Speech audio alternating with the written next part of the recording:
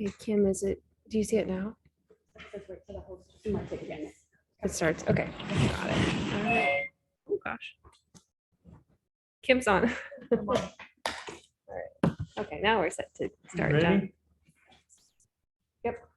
Call the meeting to order. Do we have any additions or corrections to the agenda for tonight's meeting? No. Do we have a motion to approve the agenda? So moved. We have a motion. Do we have a second? Second. All in favor, aye. Opposed, same sign. Agenda's approved. We'll move into the approval of consent items. Any board members have any questions or comments on those? Bills or the minutes from the last meeting? So the fire alarm inspection, is that how much the inspection costs, or you have to buy stuff because of the inspection? No, it was just the inspection itself.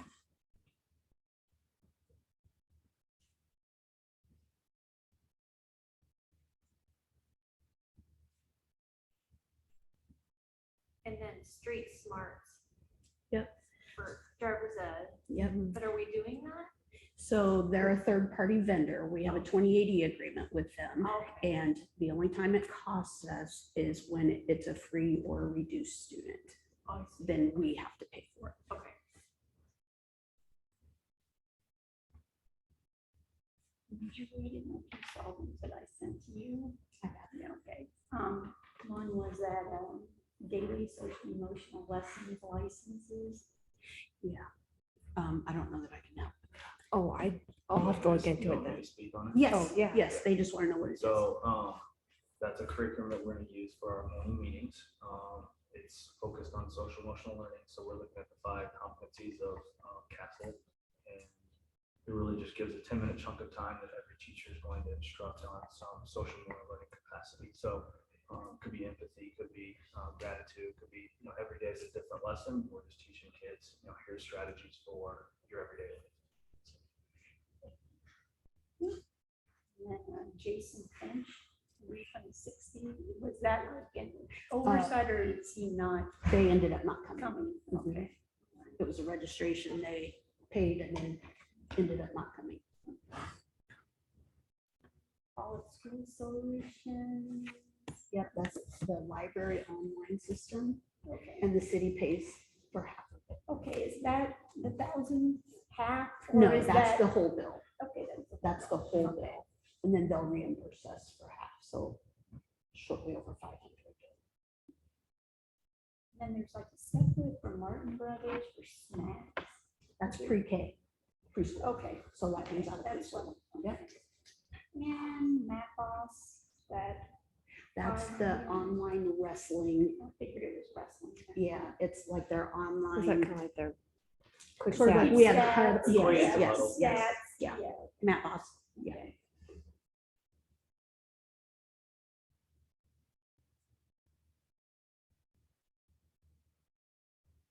And we did pay for the balance of our phone system. And that was just, yeah, we paid half up front, and that was the rest of it.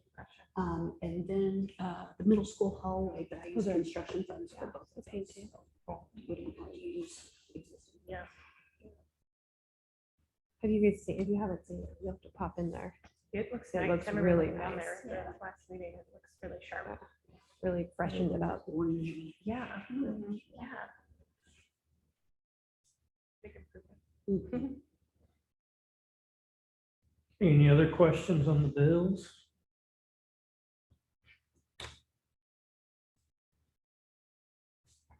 Will it be next month, Julie, and we'll start to get that spreadsheet again then? Yep, so on September 15th is when we approve our huge annual reports. And the DE is actually, I'm done with ours, but the DE has actually had troubles with their site.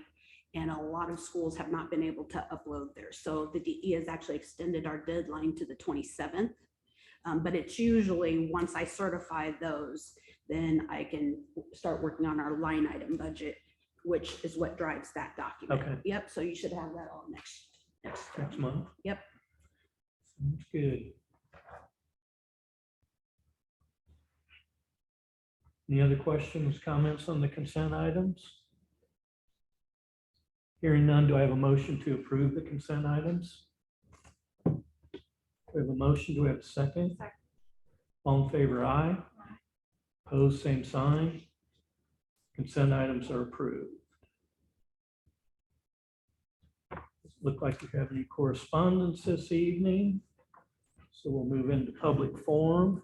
I think Sue, you wanted to speak during public forum, and then Chris, you wanted to talk during the allowable growth part. Is that correct? Okay. So Sue, if you want to go ahead.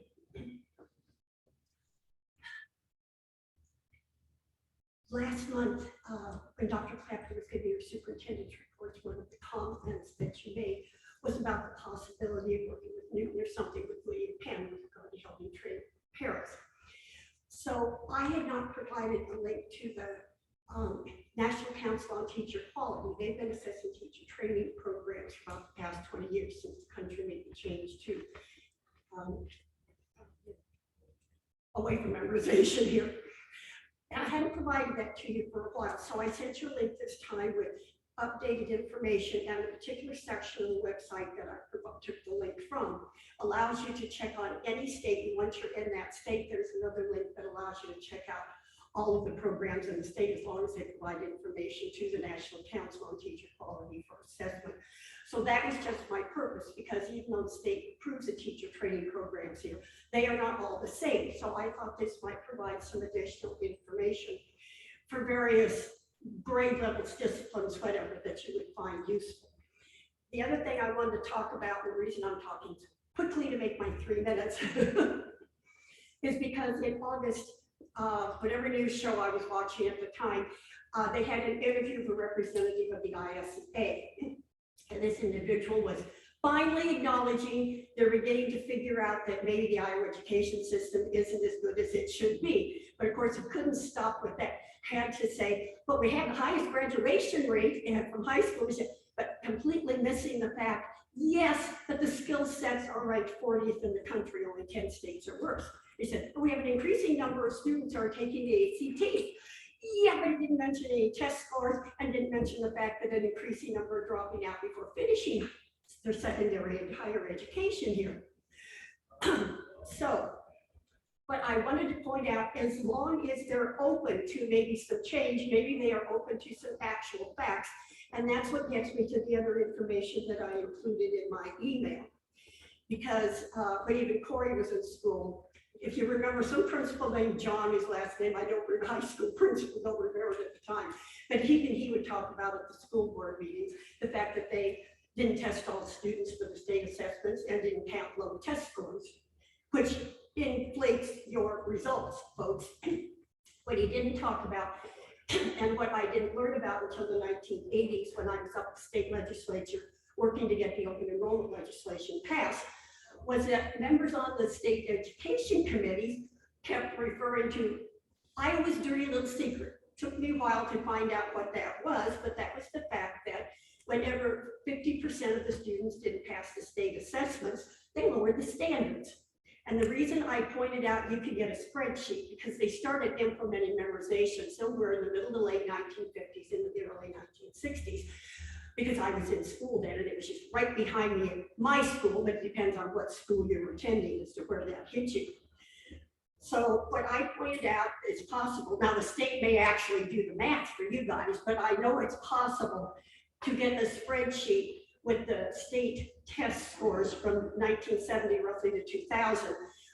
And you don't have to have a PhD in math. So statistical skills would be good, but you can figure out about where they were lowering the standards whenever 50% of the students did not pass the exams. Just something that kind of kept secret. My point is, it is a fact. You can actually document it. So it's not just somebody's unfounded opinion. You can document it. That's the reason in 2002, when No Child Left Behind was passed, you had to test all students. You had to count all test scores. You had to pick a beginning standard in your state, and you could not lower that standard. In fact, they expected you to raise it up to the national standard. Iowa has not done that in 20 years. So to have the ISA acknowledging maybe we should start talking about doing that. Well, first let's get more of the factions that are still resistant and trying to stick to some of the old ideas that are familiar to them. Let's point out where those aren't real. And my reason for wanting to help focus on facts is because I teach for the University of Maryland, and this week we just saw that the Military Times, because of our contract with the Department of Defense, has named us the top school for their military folks. So they really like that. And that's what we focus on all of our activities, whether it's discussions or papers, whatever they're doing. They are required to support the position with actual facts. So if you look me up online, you see a lot of my students have commented over the years, I'm entitled to my opinion. Yes, but we're requiring you to support it with actual facts, because that's where you develop higher level thinking and problem solving skills. And that's what the Department of Defense wanted. Now, yes, the school is open to everybody now, but we're one of several. And right now we've just been named the top one because of our focus on that. So I wanted to point that out to you guys, that as you have extended conversations like Rob was talking about the last time with additional people and looking at things, and like Zach was just talking about at lower levels here, you can have that with other educators around the state, whether it's other board members, because I know November's coming up and that's our annual board meeting here. Facts, focus on facts and being able to document your facts and where they evolve from, what are actually real and what's been manipulated. That's as much, I make my 3 minutes. Close. Okay, I tried, thank you. Thank you, Sue. John Sauer. What? John Sauer. Stop, that's it. Thank you.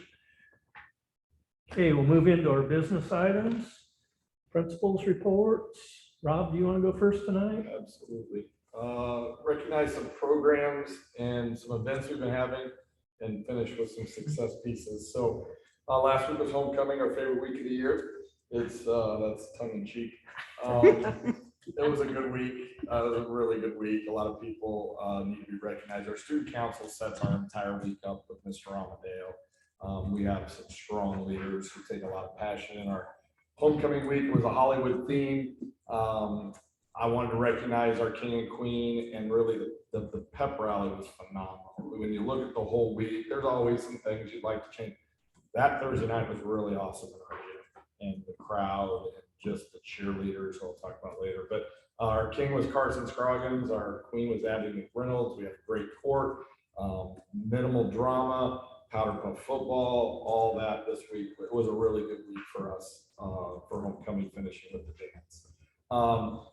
Some of our great start, and I really feel like I can make a joke with Dr. Clapper and Mr. Hasselbrink that, I mean, the honeymoon and take every day you get, because you know the bad's coming. We've had a lot of good days in a row with just so many good things happening, both with our kids and our classrooms. We have 8 new staff members for us upstairs, 8 and a staff of 24. I mean, a third of our staff is new. And one thing that I really appreciated of all of them, every single one was not a brand new teacher or profession. So for a lot of different reasons, they end up at Baxter. And I think that they have truly, you know, they're still trying to find a way, but the leadership they brought, the ideas they brought from other districts, past experiences, has really helped us have a great start for them as well. So that hats off to our new staff for stepping in and just really being leaders. Want to talk about our programs. I know athletics just tends to be in social media and the papers and yada yada, and that's great. I think athletics serves a great purpose at our schools. But we have a lot of things away from the athletic field right now as the school year starts, and I watch kids get involved in. I spoke on Thursday, our cheer, I mean, we have 16 girls out for cheer. They are doing things our cheer program has never done before. They are impressive when you see our cheer program. We're starting this year with Miss Brown, the academic decathlon. So we have multiple kids involved in an academic decathlon across multiple disciplines of academics when they go compete with other schools, including student government that I just mentioned. Our speech program with Mr. Smith has taken that. We have a ton of kids involved. So there are a lot of things going on here that do not involve around a ball or bat or whatever that our kids are really involved in. I think that's a key to successful small schools, is just well-rounded kids. I want to talk, finish up, and I didn't write this down until Sue said this. Our PD has been really good to start. Hats off to Dr. Anderson. We have building level, we have district level, individual level, and then they're within their teams, PLCs. And one thing that Dennis and I met, and we've gotten into the PLCs, I have a couple straight Mondays in a row, is we've been talking about data. I think for a long time, maybe we missed the point a little bit. I think we're learning from each other. We're growing a little bit. We're having great conversation, but nothing really supports to come back and say, this made a difference, or this didn't make a difference. And here is the data that's telling us that. So we've had some really deep conversations to start these PLCs on what's your goal, and how are you going to know if you've met that goal, and how is it going to affect student learning in your classroom, and what is the data telling you? So we probably overuse the word data. They're probably tired if you talk to them about me saying, what does the data say, and what are we doing about it? Which leads into our intervention plan. You guys have heard MTSS. That's the last thing I have. That we hired a success coordinator, or at least a part-time success coordinator, who's been great. One of our new staff, Mr. Pierce, working with what we're calling it as a success intervention team meets weekly. It's me and Travis and Dennis and Scott Pierce. And we just sent out a survey this week to gather data about how our kids are feeling at school, as far as safety, as far as feeling like they got a friend group, as far as they're being successful in class. We're getting student data. One thing I've talked about before is the connectedness survey we call about. Are you connected to another student or students? Are you connected to adults?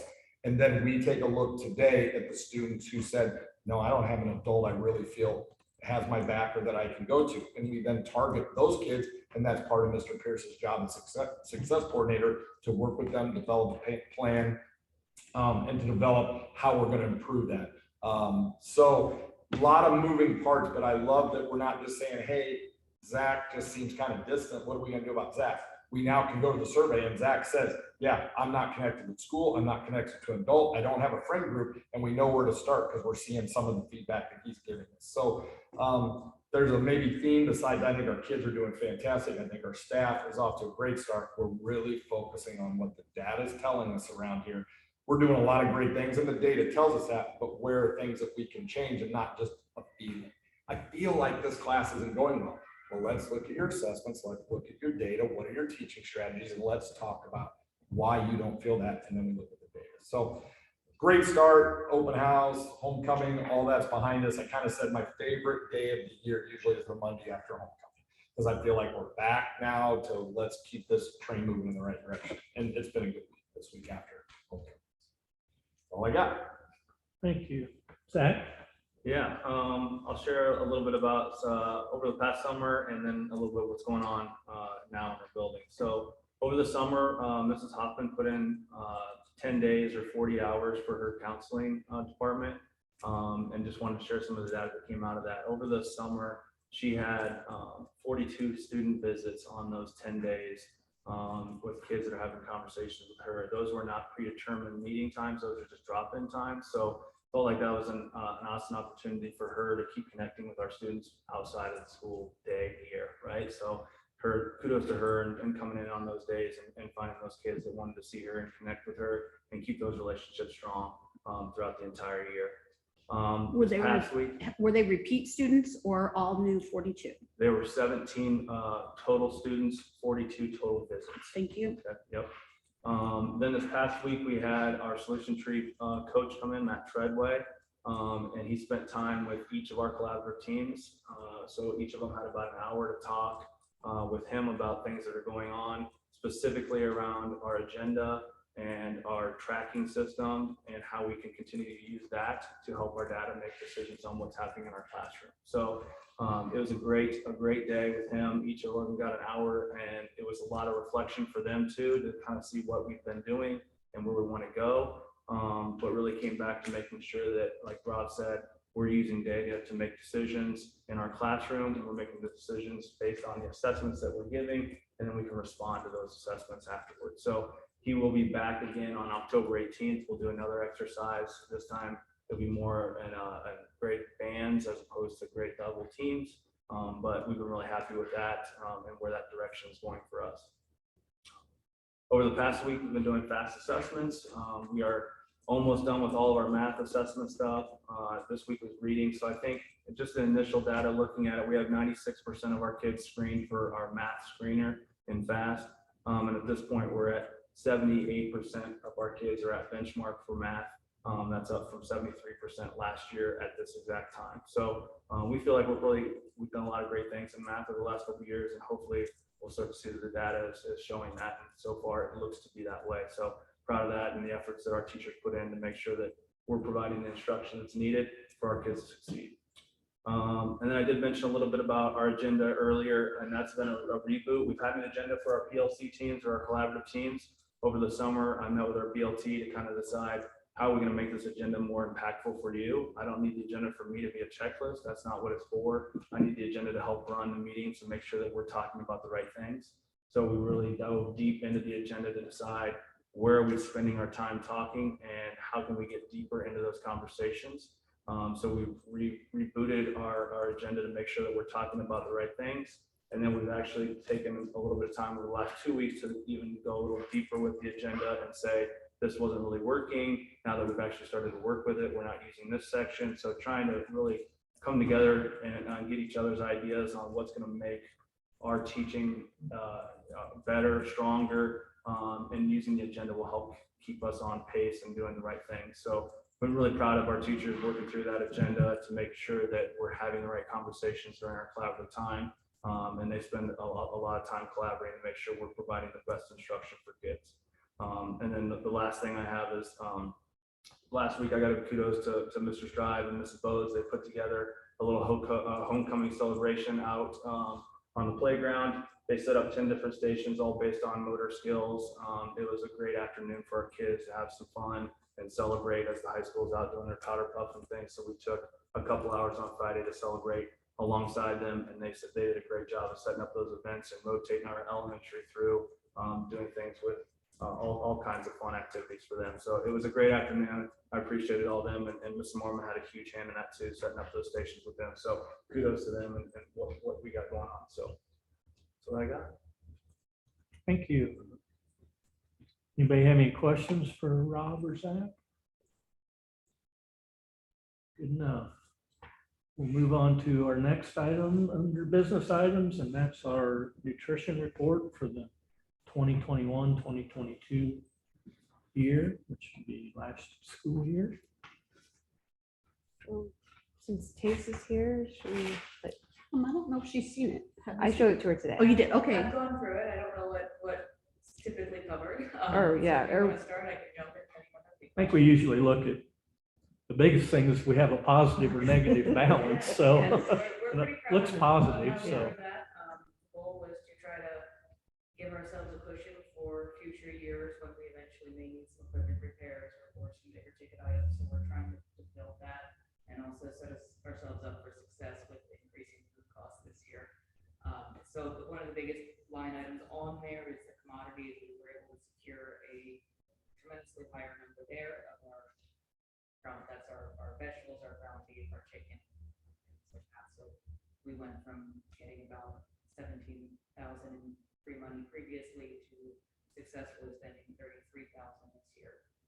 So that made a big difference, and that also let us roll over some of the canned goods and whatnot this school year that remained in inventory on purpose to give ourselves a little bit of a cushion with certainty that's coming up. Staff has done an amazing job eliminating waste and increasing our numbers. Last year was completely free, and that needs to be taken into account, but so was the year before, and we still had a 29% increase. Breakfast in particular was just huge, 76% increase. And for the most part, we maintained that this year. And that's your goal. That was your goal because breakfast was pretty low, and that's where you targeted. Yeah. Mhm. So, and breakfast numbers have remained almost as high this year. Even if they're not. So it's definitely a trend that's continuing.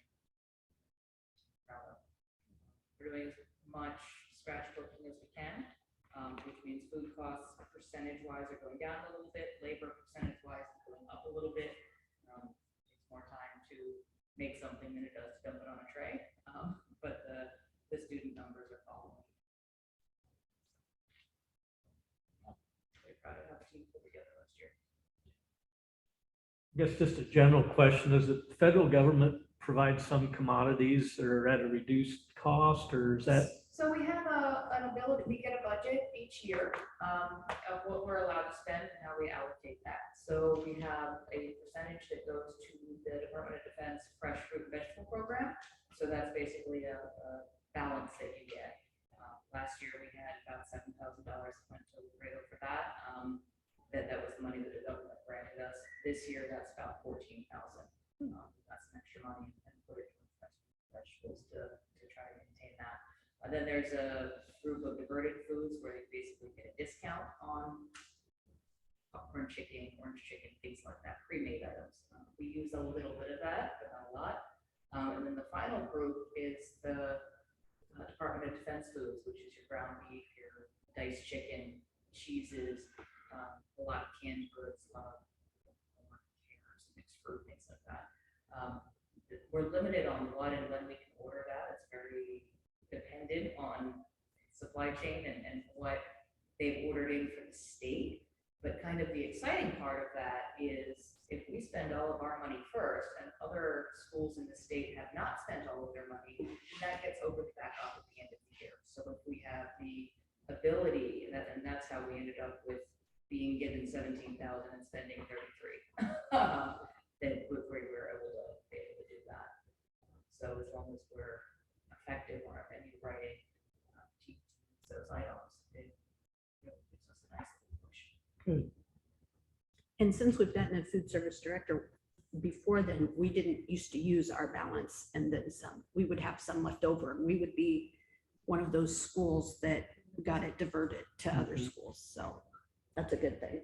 And I think the real key to that is having the staff to put more scratch. It takes time to take the stems out of the grapes. It's one of the students' favorite things. I'll have students that'll choose to eat on a day if we have grapes or watermelon or fresh cantaloupe or something like that. But it takes longer to clean those items than it does to scoop stuff out of the can.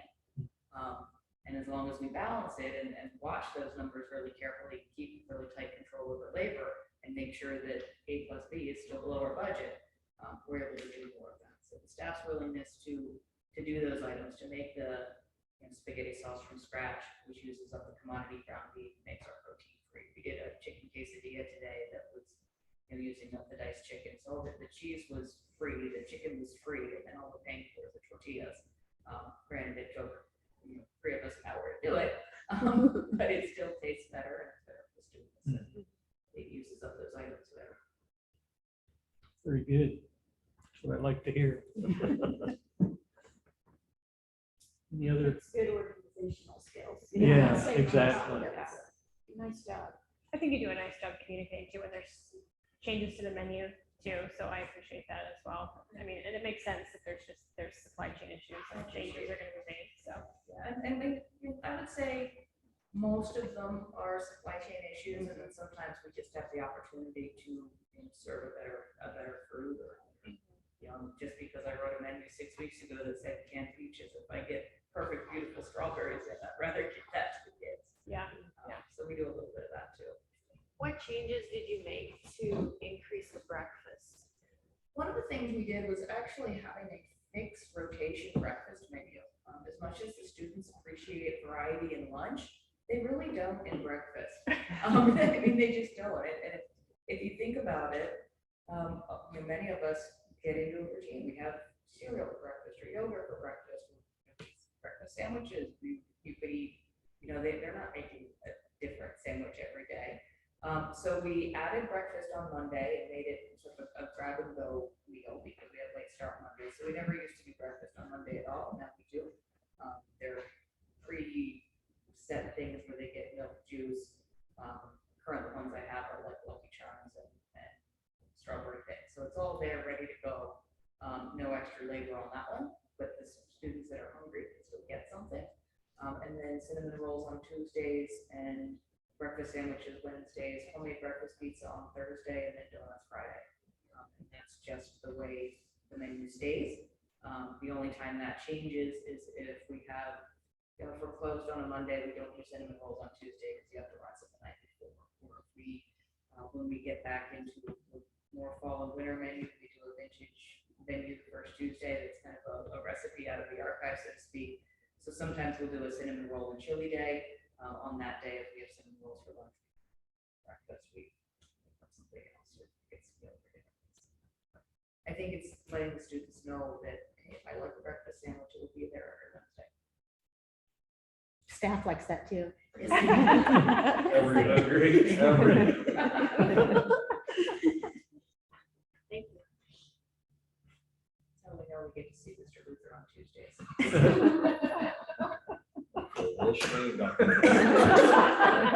I'm okay in my skin. It's getting larger. You're supporting the department, that's what.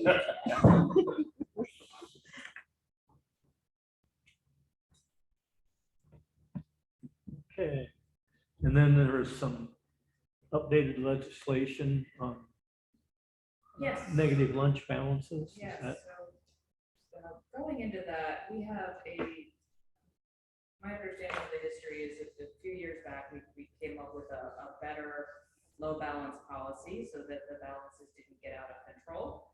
And so that we didn't have all those negative balances on the books because we certainly don't want to be doing that. The policy at the time was to offer an alternate lunch, which was the milk and fruit and the vegetable.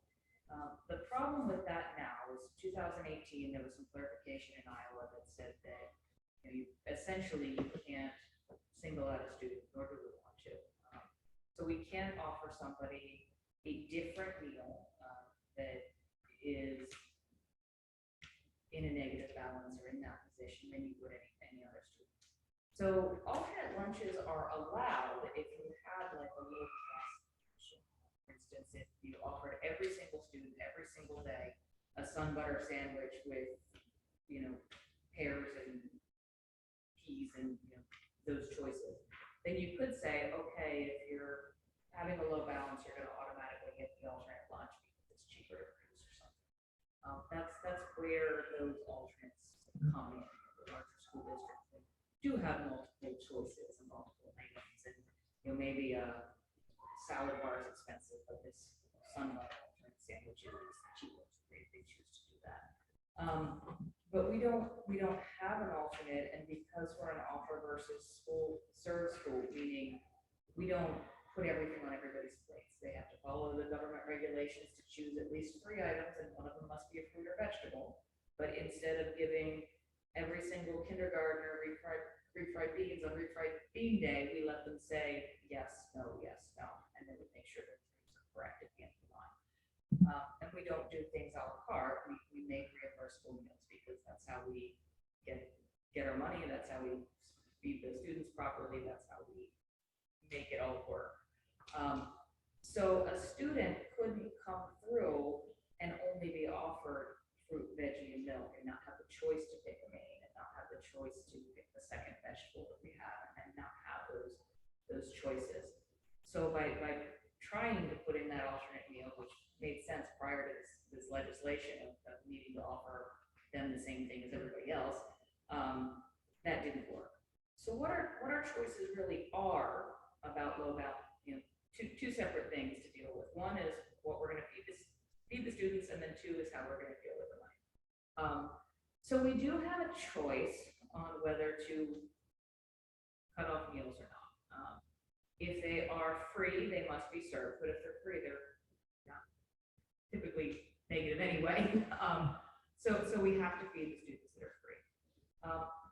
Technically, we don't have to feed the paid students, but it tends to go against our goals and our mission to say you can't eat. A hungry student or an embarrassed student or a frustrated student is probably not going to make those principal reports look very good in the future. So I checked in with a handful of other districts and looking at how people are reacting to this, and quite frankly, most of them continue to let the students go negative. Extra milks that cost money. They cut off a la carte. We don't do a lot of a la carte, but we do cookies on Fridays and seconds for high school, second portions for high school. So cut off those a la carte items if they're negative, but they continue to serve a reimbursable meal, which means I can count those meals. It means that if they're reduced, we still get that money. If they're paid, we still get a little bit of money. We get something. But those students will continue to go negative, negative, negative, negative at that rate. 265 a day, especially if you have more than one student that can add up quick.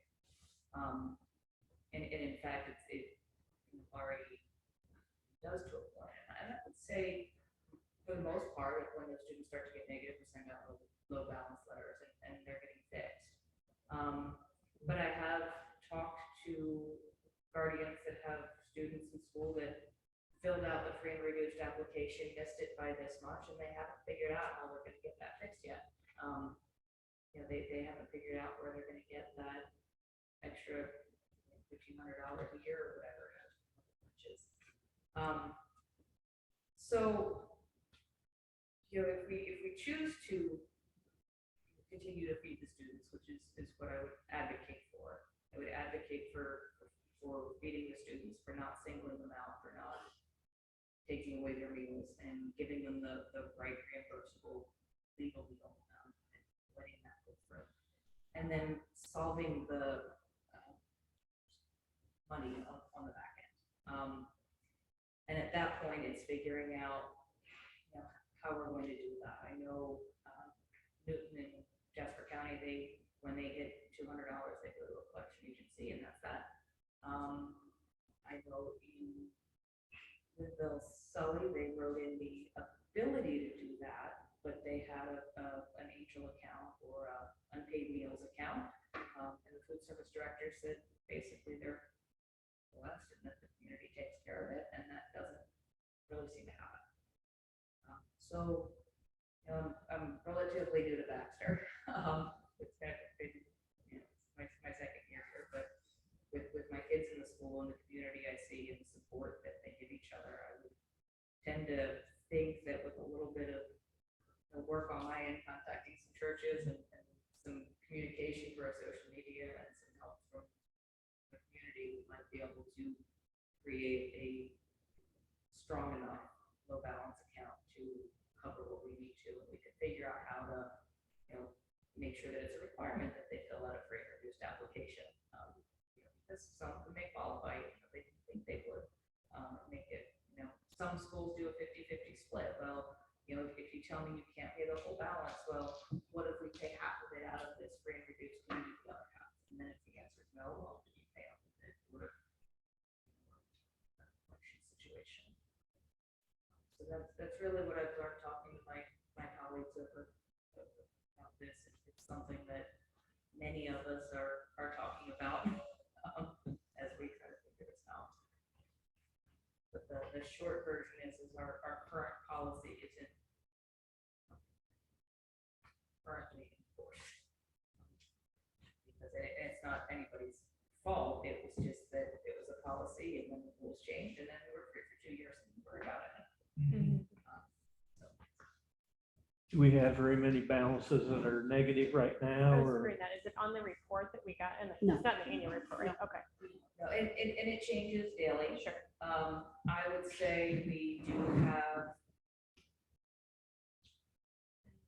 2 or 3 families that are getting into that -80, -90, scary numbers. One of them I've talked to, and they've been exceedingly responsive, and they filled out the application. Like I said, they missed it close enough that it told me the percentage they were off by. This is one of the families that has. You try to do everything blindly, but families in the districts that are struggling with special needs and juggling a lot of balls, and then you get these balances and don't have a way to help. It's definitely something that fixes. I've had some that got into the 40, 50, 60 range and just didn't realize how fast it could happen, and I called and they were fixed within 10 minutes. And I would say that happens a lot. Get a lot of quick resolutions when we start sending out balance notices. And we typically do that once a week on Tuesdays. I talk to West Marshall and they're daily. Is it a certain, what's the low, is there a threshold for a low balance notification, like if you're at $10 or something like It's, that, you know? it's positive, it's 5 days left of, is Oh, what gotcha. the rules are. If you have Okay. five, if Based you- on your history. Okay. So I can give you a little That'll bit of be helpful. backstory to, Helpful to know, so we don't- yeah, yeah. So So I we're can give not you a on the little bit of list. backstory to this. So probably 7-ish years ago, our negative family accounts were in the tank. And we didn't really address it. It was just sort of we just didn't address it. We just let it happen. Auditors came in and said, no, because in theory, what's happening is those that are negative are being taken care of by other taxpayers' money who aren't negative. And so you have to balance that carefully. So we strengthened our policy. And so what happens is the weekly notices go out now. And they look at the history of their family who has been eating and how they eat. And so then they start going out when they're still positive when they start going out, but they say, okay, within this time in a week, you're going to be at 0 or negative. And then it just keeps going until they make it a positive balance and, don't get to that low amount. And then the notices will stop until they get back to that, and then they'll go again. If they continue on, I believe it's 25 is where we are, negative $25.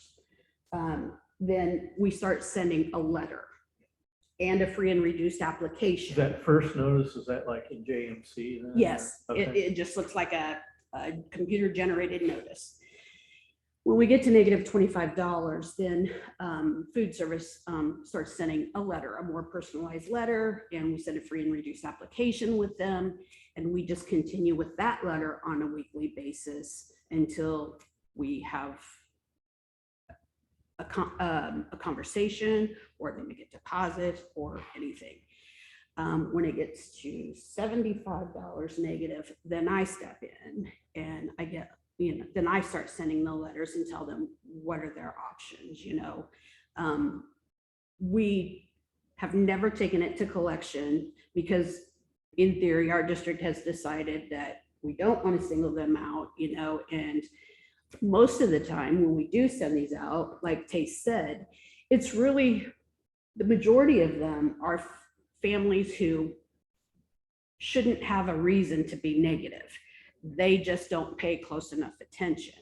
So almost immediately, if we pick up the phone and call them, there's an online deposit within minutes, and so it's almost just hey, you need to do something with this. We do have a few, I'll say when we were written up, we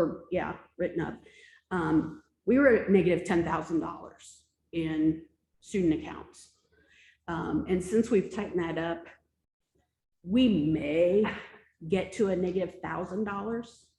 So you can just tell by putting our procedures in place that it sort of fixes itself. And so, but for those people who don't have that money, we do have churches in town and other organizations who have just walked in and given me a check for $500 and says, use it on whoever needs it for their lunches. And so then generally what we do, it doesn't take that for, one account. It'll take a lot of accounts for that. So we just keep a running order. We have to be careful that we don't benefit one family more than another family, or we have to be careful that we're not special to any one family. So, but that's usually how it goes. And so almost always, if there's any communication at all, if they say, even if they said they got a letter in the mail and they said, I just can't do it. I can't do it. I can maybe put $1 in this week. Great. fine, we're okay with that. We just want the communication. And so we are more than willing to work with them and do pretty much, whatever it takes. I can tell you that our school is an anomaly in having a positive balance in our nutrition. I've told you this years before that, one to the south of us was almost 100,000 in the hole in their nutrition. And it can get there pretty quickly if you don't keep an eye on it. But we're pretty proud of being to the positive, and even so, more so now that we have these procedures in place that we can address the issue before it becomes the elephant in the room. Can I ask a question? Mhm. Taste or Julie? I think I know the answer, but I'm not sure. So let's say we had a family that was negative $100 in their account, and you sent home the free and reduced papers and they fill them out. Do they still have a negative $100 if they qualify, or is it wiped away and then they can start fresh? Can you backdate it and take care of that old bill, or? It's when I receive it. Okay. So we might have, like, if there was somebody who had a negative, we'd have to maybe use that angel fund to get it to zero, and then going forward, they'd never go negative again because. Yeah, and so if you have someone who was free and reduced last year, their free and reduced qualification carries over 30 days into the new year. 30 So meal days. not- 30 meal days. Yeah. So you're really only talking about those people who haven't ever been free and reduced before or applied for it before. A lot of ours come through as direct certs, direct certifications, which you may know what that is. It's families who have been certified or qualified by Department of Human Services Okay. or things like that. We have very few that we actually qualify on a free and reduced application. We have some, but almost always they come to us already qualified. Okay. The other thing that we can talk about is those that are getting a negative balance from being reduced. Those are our students that paid 40 cents a meal for lunch. So it doesn't add up nearly as quickly. We do have the ability to, I found some legislation that I'd have to or some regulations that I'd have to look for. We do have the ability to say, okay, we're not going to do reduced anymore. We'll take those meals for free, take the reduced reimbursement, and basically absorb that 40 cents. If we felt like most of our problem was in that group. But from what I've seen, yes, that may be one or two families. But again, if we had a unpaid meal balance account to absorb that, then I would tend to prefer to just keep it. This is what your negative balance is, so that we know what we're losing. But if we ever got to a point where we felt as a community that we really had a larger portion of those families that were in that borderline range and we're struggling in that way, there is a method to do that. But to me, it just seems kind of sloppy. I'd rather know what money we're losing and how we're getting it back, frankly. And I would agree. I don't know what low balances looked like before, other than carrying history. I have seen some this year. There's definitely I would say 50% of the people I've talked to were balances immediately, and 10% haven't responded or haven't figured out how they're going to pay. And then, that remaining 40%, I do hear a lot. Yes, I can take care of it, but not till payday, not till this Friday, not till next Friday. So, there is, I think in the climate we're in right now, economically, there is somewhere they're making it work, but it's not easy. Yeah. At least they're having the But they're conversation. having the conversations. So. Yeah, I mean, out of our entire district, I have 2 families right now I can't reach. And I know has been a little transient in different districts in the past, and maybe a struggle to get a hold of. And the other one, that one will be going to you next week. Once we figure out what we're doing, because we should be able to get it.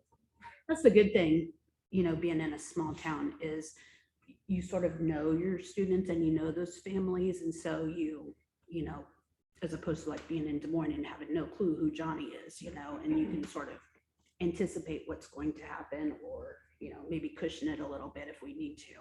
And figure out who to talk to. I mean, I've had some that, you know, if a, you know, student has a connection with one of the counselors, then I'll send the free and reduced application through her. You know, and that's something that we do consistently. You know, I check in and say, do you know the way to reach them? I can't get a hold of them. Oh, I'm meeting with them next week. I'll send them your way. You know, so that's definitely been a benefit. I think it's going to be a little bit hard this year because we've been free for 2 years and we're just now coming out of this COVID, and the economic situation on top of that is now, I mean, so we can't even really predict, you know, what this is going to look like, or I would hate for it to get out of control before we even realize it, you know what I mean? And I feel like that's part of where we've not that we've gotten already, but in the last 2 weeks, it's the first time I talked to you about it, found the policy. I was trying to figure out, you know, hey, how are we supposed to put together this sack lunch? How do I bring it in? How do I count for it on servings? Is what I was looking for at the time, because that was our policy, and I you know, found out that, well, we can't do that. Now, what we can do, you know, so that we're not just sending families down a downward spiral, we have the ability to shut off meals with a parent's request. That's automatic. So we can say, you know, you can, if we went this way, if we decided, okay, we're going to not turn away a student from a meal, you know, we could communicate that to families and say, you know, you have a choice. We can either allow your student to eat. We can, if you would prefer to pack a lunch and not have this debt grow, you know, you can tell us to turn it off until you want to turn it back on. And they also have that choice with breakfast. I have some parents that don't allow breakfast because they don't want, you know, their students to. Yeah, we do have some parents that'll even say, if they're in a reduced environment, they'll say, that's fine that they can have the meal, but they're not getting any seconds, so don't allow them to have seconds. And so then we can turn that off, or a la carte, or, yeah. So we can communicate that yes, we're here to feed the kids, but if you don't want that debt to accrue, then we want to pack, and we can support you by. I can't tell the student, no, you can't have a meal because your balance is low, because that's the same amount. But I can say, hey, your mom says no to debt. So are there certain policies that we have now that you think we need to revise? So the biggest one right now is the line on there that says, in our policy, it says that if they're below 25, that they will get a sack lunch with fruit, vegetable, and milk. Because the sack lunch piece of that, offering them something different, It's it sinking didn't them. happen. Yeah. So you know, the first goal is to say you get a reimbursable lunch. You know, if that's where we choose to go. If there's a point where we want them cut off entirely, then that's, you know, my job is to make sure that that's done in an appropriate manner that doesn't single out any student. But you know, it's an interesting and challenging situation that we've been talking about, and I think that's why so many schools have gone to just saying, okay, you get a reimbursable lunch, and we'll figure it out on the financial end, because you can't single them out. If they come through the line with a tray, you can't take it away from them. So then, what do you do with it? And I have to account for all of my servings. So I can't say, oh, you know, I'm not gonna charge that for you, but I can't play. It's really, the laws are written in a way that gives us a choice without giving us much of a choice. You know, you can provide an alternate meal, but only if you do the same alternate meal to every student. You know, you can choose not to allow students to eat if they have a negative balance, but you can't refuse anybody that's supposed to be free.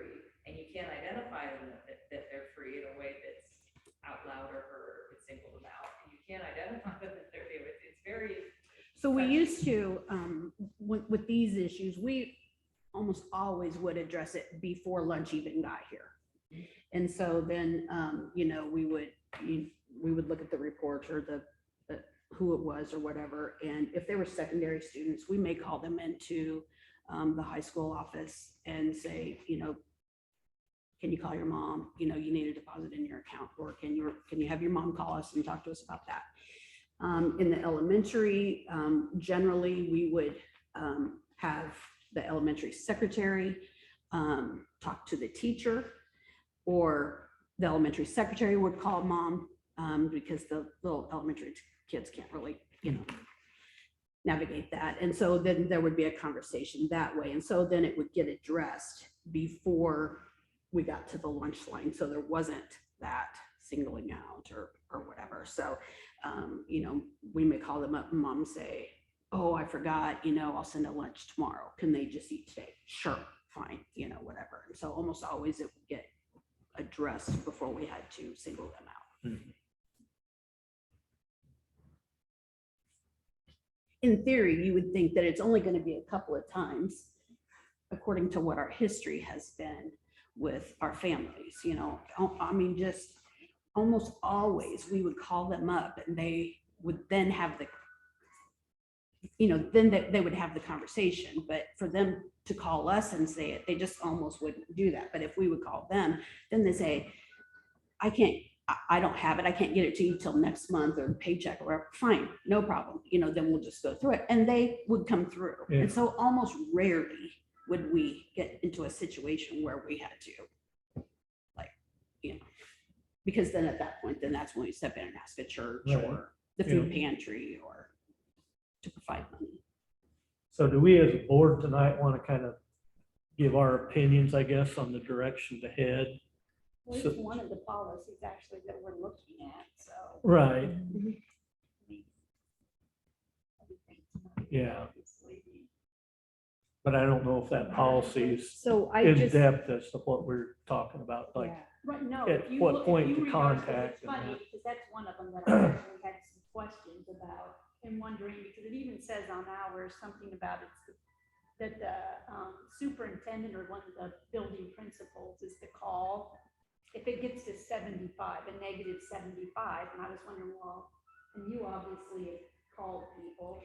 Yeah, already. because, so this was in So- effect before we had a food service director. Right, Yeah. right. So Yeah. I had questions on that to Yep. begin with. So there are obviously changes that need to be made to this. Mhm. so do we want to talk about it when we're doing the board policy part or right now? Or I guess that's the, Well, I would say, having her input is, she doesn't want to stick around for the whole. Right. maybe talk about it So- now. yeah.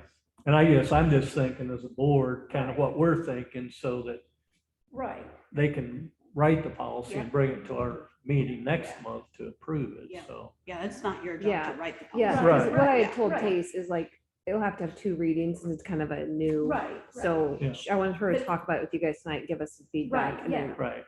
They So want how's her the board input. feel about every kid gets a meal? I mean, Yes. we all okay with that? Absolutely. Yeah, Okay. absolutely. Yeah. Then I guess to me, it's the contact, at what point we contact, who contacts and that, so.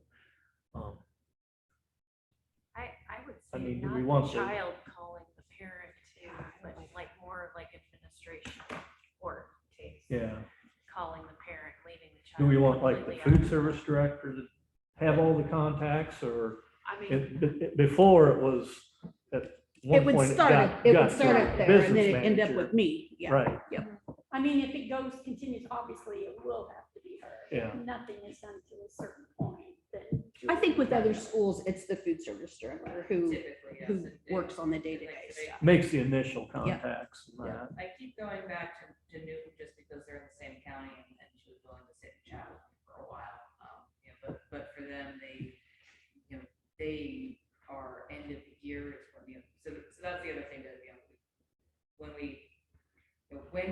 we want to contact, what thresholds do we want to set for those contacts? And then, where do we draw the line and clean it up? Is it a semester, is it a year, is it, when do we make those decisions on,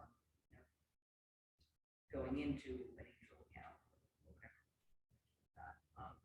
But I would say that, having a point where, the automated emails, automated emails be sent periodically, whether those should be daily or weekly, I'm not sure. But that's an automated, just a setting in the computer. And then, at a point where it gets to be a paper letter and a free and reduced application, 10, 20, 25, it should be, I would say, a pretty low number to get that mail, but definitely want to be getting those in mail.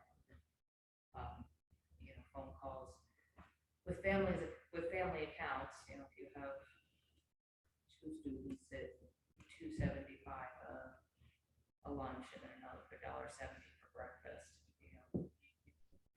you can get to $50 a week. So I would tend to think that 25 is a great threshold for 10 or 25, whatever it is, a great threshold for letters. I think we'd spend a lot of time on the phone if it was too low, for that, but definitely by the time we get into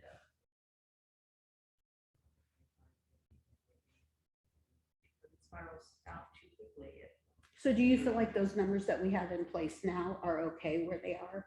We're just really trying to decide, are we going to? So the let first them notice is continue if you to- have 25 in your. It's actually no, or no. The automated notices are They whenever just you start have mhm, 5 days when you or get less, low. or Mhm. less, so you can be positive, but based on your history, if you would be out by the end of the week, then you get a notice. Mhm, Okay. mhm. So, but those are. The very letters small with the free and reduced starts Yeah. at 25. I don't think The that's in letters. the policy. So that's It not, says it only tells you month. So if you It have may not be in a this family policy, has but it's 3 in the, kids or whatever like versus administrative 1 guide. kid. The Yes, handbook, yes, the yes, handbook, yeah. yes. Sorry. No, I was just saying that the family had 3 children rather than 1. We look at the 3 or what, I mean, how It's a much they go through. thing. Yes, Yeah. yes, because it's a family Yeah. account. Yep. But when I see numbers on my report that are more than $50 for sure, maybe even 25, but more than 35 might even be a better number. I want to get on the phone with them quickly, but I don't want to be too fast. So I would say our threshold numbers are good. It's just getting out that language of cutting off their meals and then what are we going to, when do we send it? When do we send it to you? Do you want it at 75? Do you want it at 50? Do you want it at 100? What do we do with it from there? I agree with you about the taking out the sack lunch part, because that, Yeah, that's the alternative. We can't. yeah. So we'll take that out. But And a la carte items too, that's one thing that we could update is we don't allow them, our previous policy is that you couldn't have a la carte items, and again, that's seconds, cookies. So it's mostly middle and high school, and then the extra meals. A lot of students, do get extra milk, that's probably what we do the most with that. if they are negative, we wouldn't let them get, if they were so far negative, not So just far. in the events, but like when at the point where I would step in, then we would stop the extras. So, Unless right, they came through the line and had cash. yes. Because you would be shocked at how many kids will come up Kids with money come up out of with their money, pocket. yeah. Yes, but, Yeah. but right now it says we allow those extras until you're at -10. Yeah, Which it wasn't necessarily a bad policy, but do we want to let them go further. I don't know if we want to let a la cartes go any farther. I think 10's a good number. The question is just we want to let them charge beyond a reimbursable meal anything if they're negative, and that could go either way. If we were trying to tighten it up a little bit, and not, that's the other thing that can be helpful is with students. I agree that it should go to parents. It's uncomfortable talking to a student about that. A lot of reasons. So it gets into if I have a substitute, are they speaking to the student in a proper way without being identified. I don't want kids to wonder why I'm talking to a student that one, think I'm talking to a student to find out if they like their meal. So that's a good way to do it, but if they go negative and they can't get their cookies, and, we don't single them out as being negative, we just, in that way, we just say, oh, yeah, no a la carte today, talk to your guardians about that, talk to your parents about that. I haven't quite figured out the best word this day and age with so many different family dynamics, but typically. So I think your biggest question was, are we gonna let them eat no matter what? Are we gonna let them eat no matter what, and are we gonna let them charge extras if they're negative, even if they're negative a quarter?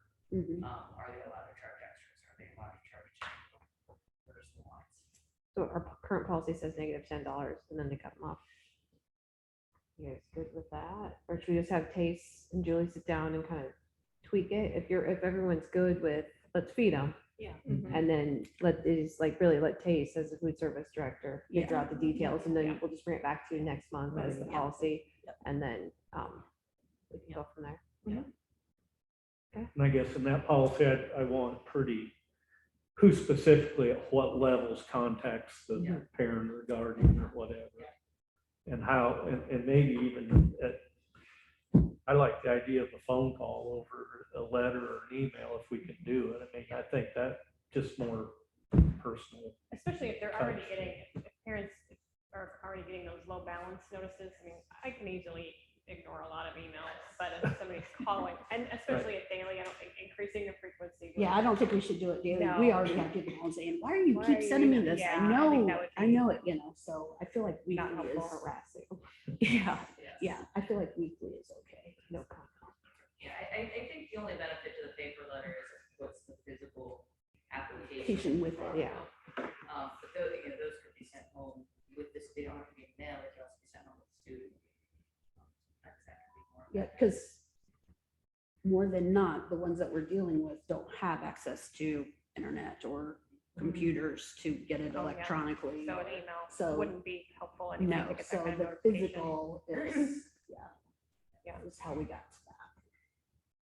Then I guess, Julie, what's our current policy on when they have to get stuff current by the end of the school year, or do we have a policy on that?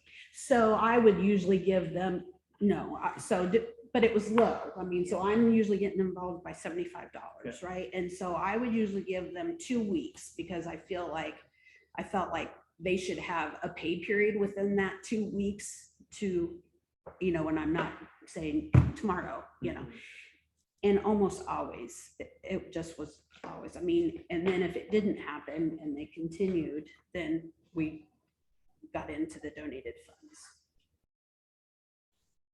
We don't let them check out though at the end of the year, seniors, we don't let them graduate with that.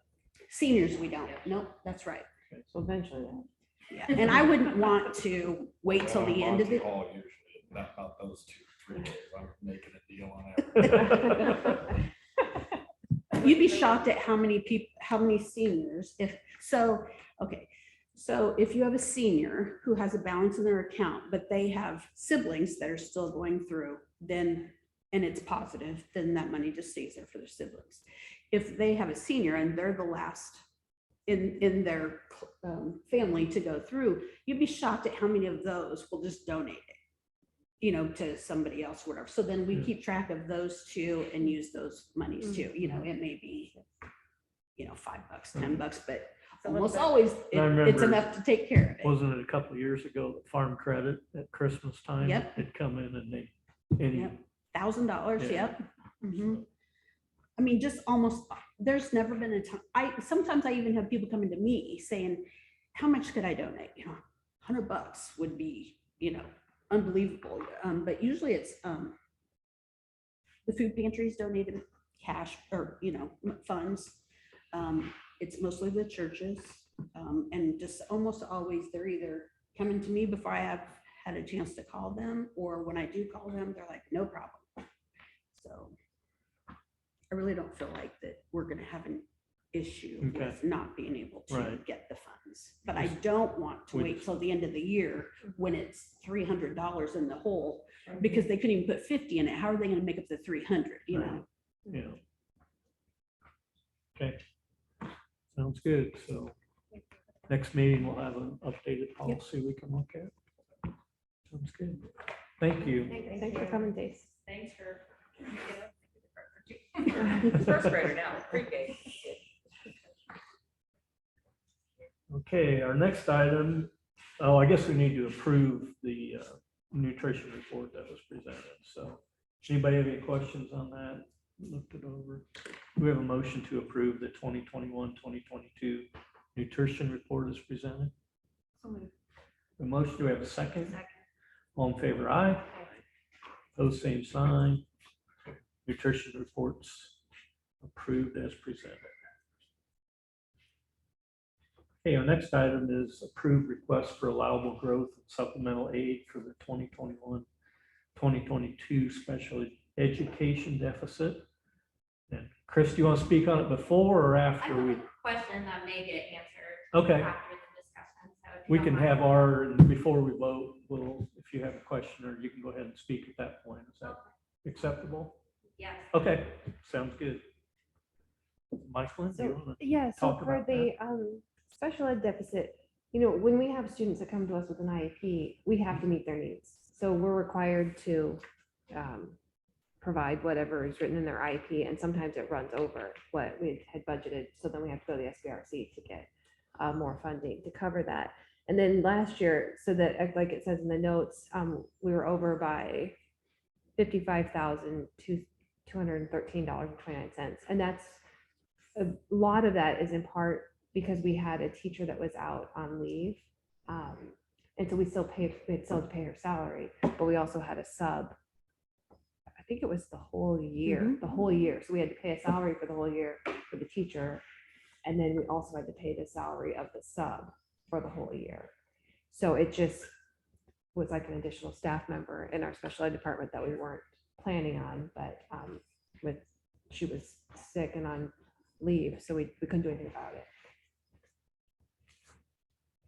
So, And then the other side, I mean, the other way that happens is if we had a special needs student that moved into the district, we don't get the state funding for that until a year later. So then we ask for that on-time funding, basically, so we can service that in the year that they start. So is that correct? yeah, Yep. Okay, Chris, did that answer your questions Yeah, a or? little bit. I Okay. guess I was just curious, you know, if to cover that deficit, is that being used out of what's already budgeted, or, I mean, it's property tax season, so that's always a question Right. when you see deficit, is that gonna, you know, increase taxes for public or not? But Yep. that was, yeah. No, Okay. Question on it. Quick question on that particular point. please. Yep. Because you were just talking about if you have a student move into the district, so that'd be open enrollment. unless They they just moved here. changed the open enrollment legislation, so can you tell, you know, to what extent Baxter may be impacted by that? Well, as of right now, our special ed, so what John's saying, if a student moves in, like they actually move to the Baxter district. That's not open. So that wouldn't be open enrollment. So if we had a student, let's say from Newton, who just was a special ed student and wanted to come to Baxter, at this point, our special ed department is full. So we would just deny the open enrollment. In years past, it just depends on if we had plenty of space in our classrooms and our teachers' rosters weren't full, then we could take them. But right now we're at capacity. So we're not accepting special ed open enrollments.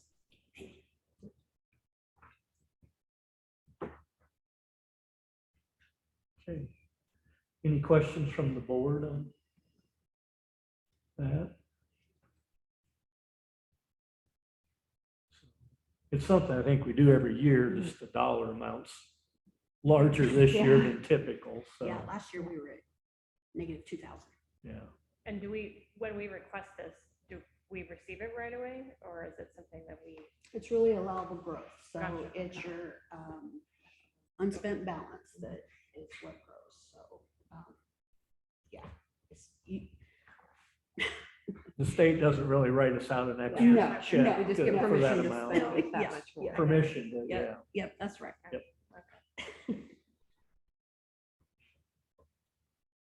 Okay, any other questions on that? Okay, do we have a motion to approve the request for allowable growth and supplemental aid for the 2021, 2022? Is that the right year? Or are we? Yeah, it's for between- that, it's for this year that we just finished, because we're just doing, That we're finishing, yeah, okay. that we're For the finished. 2021, 2022 school year, as recommended. So moved. We have a motion, do we have a second? All in favor, aye. Aye. Pose same sign. The request is approved to submit the supplemental aid for 2021, 2022 special education. Our next item is to approve the district law firm. That's kind of an annual thing that we do. So Michael, you- Yeah, so we've used Allers and Cooney and we've been very happy with them. Very responsive. Like I just highly recommend them, so I think we should stick with them. board have any questions or discussion on that? We have a motion to approve Eilers and Cooney as the district's official law firm for the 2022, 2023 school year. So We have a motion. Do we have a second? Motion and second. All in favor, aye. Pose same sign. Motion's approved to approve Eilers and Cooney as our district's official law firm for the upcoming year. Okay, our next item is 28E agreements. Let Michael speak on those. So I kind of explained this last month a little bit with HR and GMG. So Mrs. Stein is going to serve as the HR director for us, and she's helped with a lot of the board policy things, and it's an operational sharing position. So we'll get funding for 4 additional students for that position, and then GMG will also get that funding. It's for operational sharing. And then with the 28E for the SRO position, we'll get 2 additional students. So between these 2 positions, we'll be able to get funding for 6 additional students. So roughly $42,000 of additional money just for sharing those positions. And so we'll share the SRO position with the city, and then we'll share the HR position with the GMG district. And John and I visited, and I wanted a clarification from you, Julie. So with the 28E for the city, like we've got the memo of understanding, and the city approved the memo of understanding, but you said something about this, a memo of understanding is a little bit different than a 28E Yeah, for the.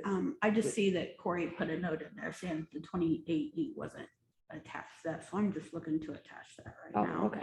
So they would have, the city, I assume, would approve both of them because it requires it. And they have, is my understanding, and they were to have sent it to me, but I haven't seen it yet. So the 28E is basically your overarching agreement. And in theory, because 28Es can only go between schools to schools, that's why you have to have the memo of understanding. So the memo of understanding is a little more specific about what is expected. So that's that. And so the MOU, we sat down, Julie and Rob and Zach and I, and then Chief Daggett, and we just talked through like bullet point by bullet point of what we needed and what they wanted. So it was really a good conversation to kind of clarify the expectations of what we want with this position. So it's pretty detailed, but it's purposeful.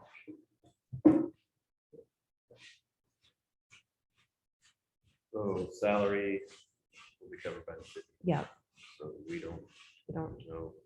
Not a dime. and that's actually something John and I visited about a little bit. It's a great benefit to us, but obviously it's costing the city a little bit in their time. So, that might be something next year we want to consider. Do we split it, or some sort of, sharing of it? Because if we're getting $14,000 and they're getting nothing, I don't know. I can't say they're getting nothing. I don't know if there's a funding source for city councils to, like how we have operational sharing in school districts. When I checked on it, they said operational sharing is only for schools through the Department of Education. I don't know if the Department of Corrections or, I just don't know what their funding sources are, so they may get something, but I don't know that they do. But I know that we are getting roughly 14,000 for sharing him. So it might be something we want to think about, just to be, a good neighbor to the city. I just fixed that, so the 2080 is now attached, if you want to go take a look, see at it. It basically says the same thing, it's just a little more vague. And I guess kind of the reasoning we could look at next year is actually when we would get the Yes. 14,000 or whatever. So in the meantime, we can probably kind of gauge how it goes this year. And if it's a good thing and that, and we want to, we have that money coming in at that point, then we can, if we want to share some of it with the city, that would be. If you look at the MOU, the very last page, there's an addendum to it. And we went over specifically with the administration and the chief about specific hours that we were requesting them, as well as events. So I don't know how many of you were at the game Friday, but the chief was there and just, he's been present, and we wanted him around at lunchtime, just so that he could, visit with kids and get to know them a little bit. And so he's been around, and it has been handy to have him. I'm just really thankful we have a police officer in town now. Like, we had somebody on the playground, and not like creep or anything, but just like a guy that was like playing inappropriate music. And I just texted the chief and said, hey, can you like shoo that guy off? And he was just right there and just kind of send him on his way. So it's just nice to know that there's somebody who we can call if we need help.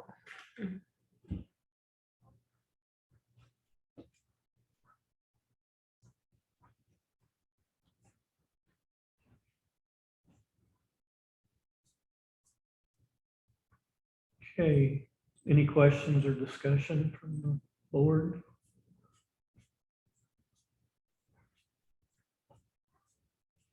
So when we get to the SRO position, do we want to approve both the 2080 agreement with the city and the memorandum of understanding?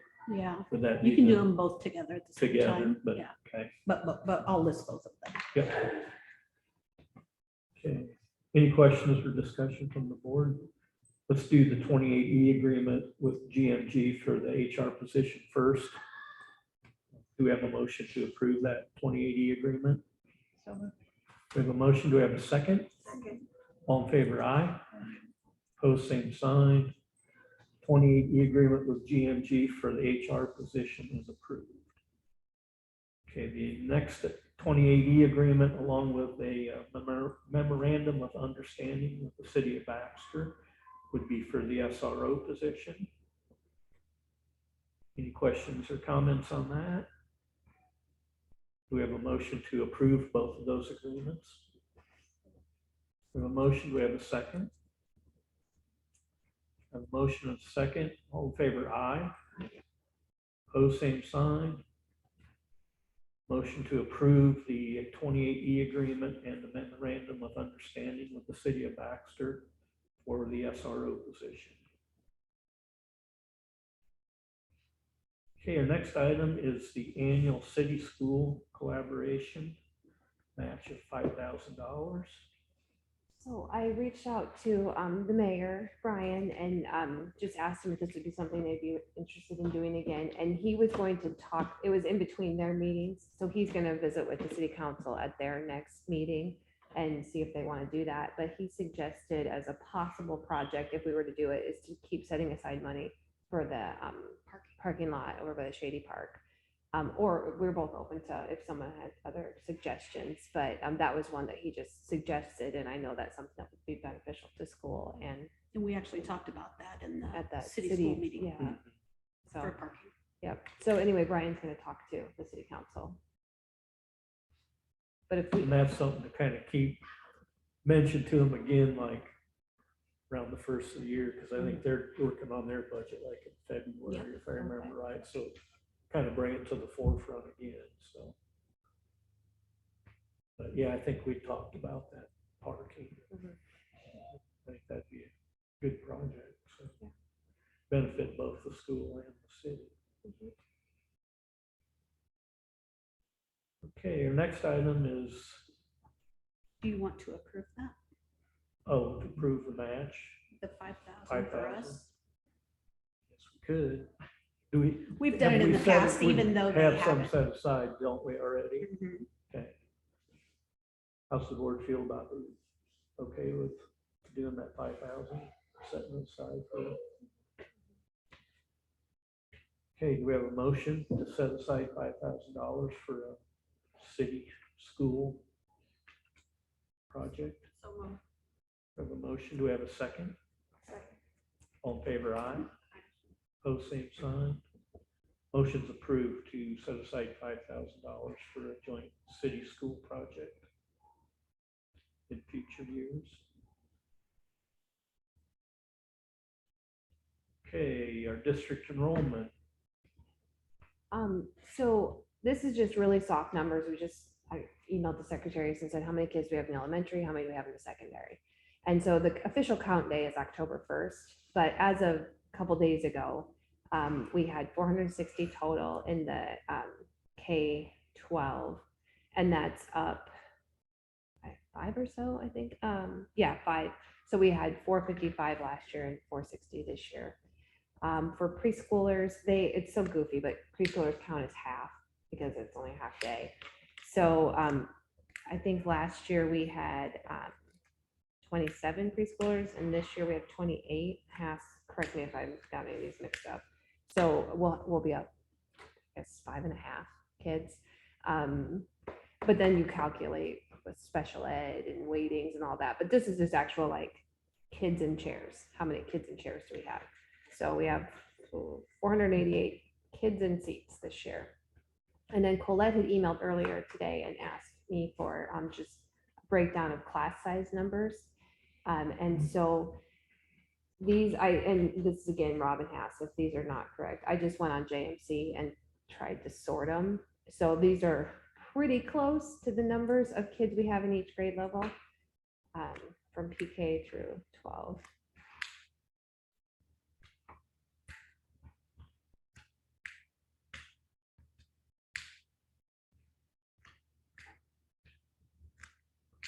Only bad trend I see is we have two Great big. two Big big, classes, yeah, I know, juniors yeah. and seniors in like Yeah. kindergarten, first are The very 8th big. grade is like Yeah. half the size Yeah. of the senior Hey, but class. that class is up like 6 kids. Oh, I A know. couple of years ago, yeah. And I mean, if you look at our high school numbers, and I don't know, I mean, if we typically get more move-ins at high school, if we typically get more move-ins at elementary, I don't know, but that might be something to look at too. I know it seems like we've gotten a ton of new high schoolers this year. I mean, didn't you say that we're like out of lockers at the high school? I didn't say that. Maybe Travis, somebody told me that like the lockers were all, I don't see a kid in a locker ever. well, I know, that's the thing. I asked my own kid where, he doesn't even know where his locker is. It's like he's never used it. I think lockers are like old school apparently. But when Travis was assigning lockers, I think he told me that they were used up. So they should probably like ask the kids, if you don't ever use your locker, can we give it to, can we reassign it to some new kid? But so anyway, yeah, that's where we're at anyway, as far as numbers. So it's nice to be up, but you wanna Right, keep a close yeah, eye we're on it. getting in like kindergarten, kind of dangerously close to, So one do we section. have one section or two? I mean, Yeah. we had that conversation before, so Mhm. it's something we need to probably keep on our radar a little bit, so. Probably- 27 is big, but 13 and 14 is small, so. That's so Gwen's class is the current 8th grade, and when she was in kindergarten, she had, I think it was exactly 27, I think it was maybe it was 13 and 12. And there were 2 sections of kindergarten, but every year after that, she's just had 1 section. In elementary, it was 1 section, so that was like 25, and I think some kids moved out maybe after 1st grade, but Deanne had that class of like 25. So that was kind of, I think I kind of always keep that in my head for numbers.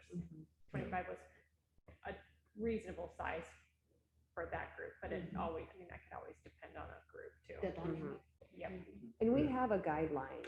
Have you seen that, Hess? Yes. Okay. You sure will. Okay. We But- have flexibility, but I was just saying that because I don't know what's Gwydon is at 26 or 7. Mhm, so Yeah, so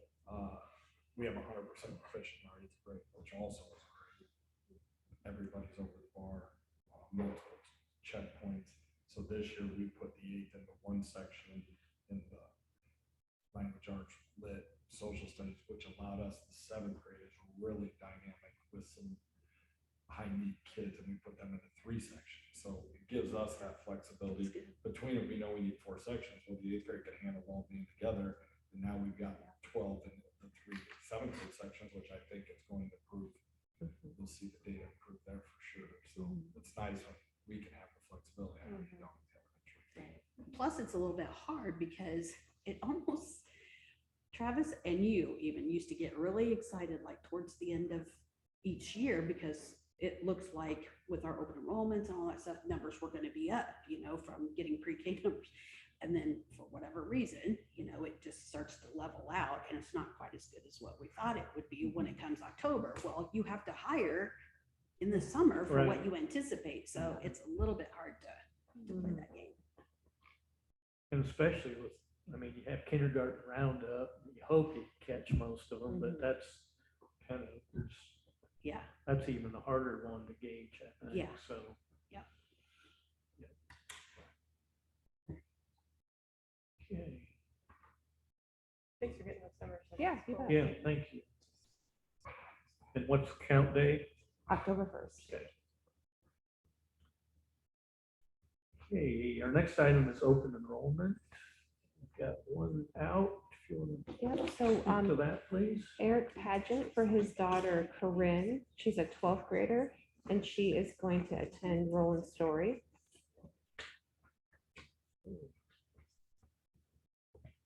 And then do you want me to talk about? We'll just do that. We'll do that one first. Okay. Any questions or discussion on that? We have a motion to approve the open enrollment out application for Mr. Paget and his daughter Corinne. We have a motion. Do we have a second? Second. All in favor, aye. Opposed, same sign. Open enrollment out application is approved for the Pagets as presented. And, we'll talk about the open enrollment in. Okay, so then we have Travis Henderson for his daughter Lily, and she will be in pre-K. Is she going into kindergarten or preschool? She's a preschooler now. She's a Preschooler preschooler now. So I think they wrote pre-K, but I think he means for. No, it's for pre-K because now that we have the pre-K in-house, we actually have to do open enrollment for them now. So I guess we need to do that for her. So for Lily, and she's coming to us from East Marshall. Okay. And then the other one is Amy Elliott for her daughter Kaylee Noga. I don't know how you say that exactly. And she's a senior coming to us from Newton.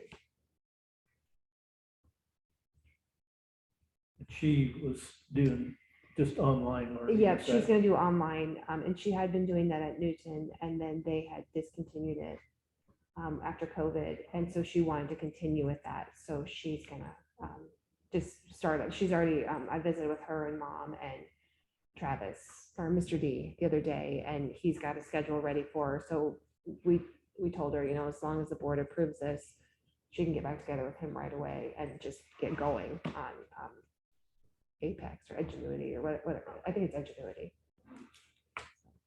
She doesn't anticipate actually coming to our school, except for maybe at graduation, but she'll be our student. Any questions on those open enrollment in applications? We have a motion to approve those as presented for the Henderson family and Elliott. We have a motion. Do we have a second? Motion and second. All in favor, aye. Opposed, same sign. Open enrollment in applications are approved as presented. Move into our next item, which is personnel. Looks like we have one resignation. So Janessa Boley has resigned as our co-head volleyball coach. Okay.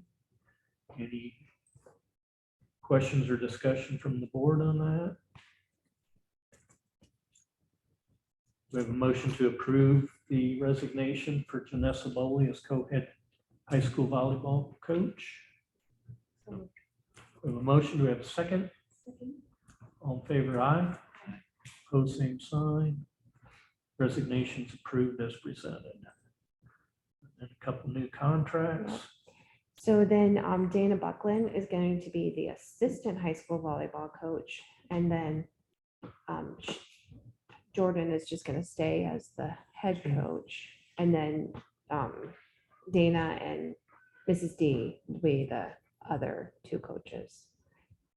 And then Jeremy Moffett is going to be our new head baseball coach, high school baseball coach. He's new to the district. I don't know if you guys know him yet. Seems like a super nice guy.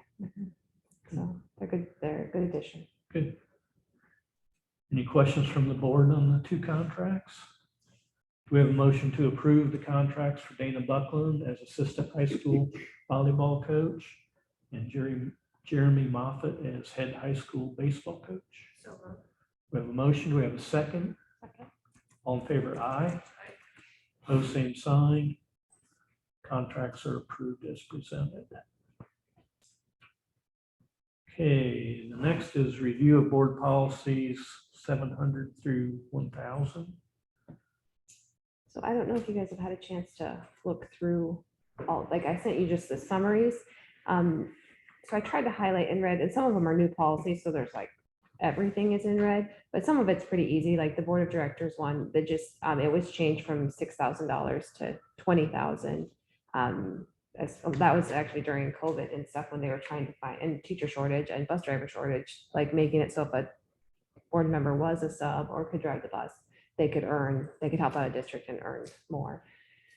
Does everybody, excuse me, does everybody have that open on your, so they will just follow through? as Okay, you yeah, I'll want, just hit kind of talk through highlights them, and- yep. So that's that first one. And then the next one is child abuse. That one, it's just changed from, it used to be every 5 years we had to take child abuse certification, and now it's every 3 years. So that's just the update to that policy. The open enrollment policy is just with the new, getting rid of the deadline. It used to be March 1st. Now there's no deadline. So it's just implementing the new guidelines. And then instead of saying the forms are available at the central office, which they are, but also they're on the Department of Education's website. People stop in occasionally. Most of the time I get an email, or Julie or somebody will get an email, and then we'll just send them the link to the DE's website. So they have the form, they can fill it out right on there. It does still say March 1st in that second paragraph. Oh, let's see. Oh, yeah. So I guess we will just strike that.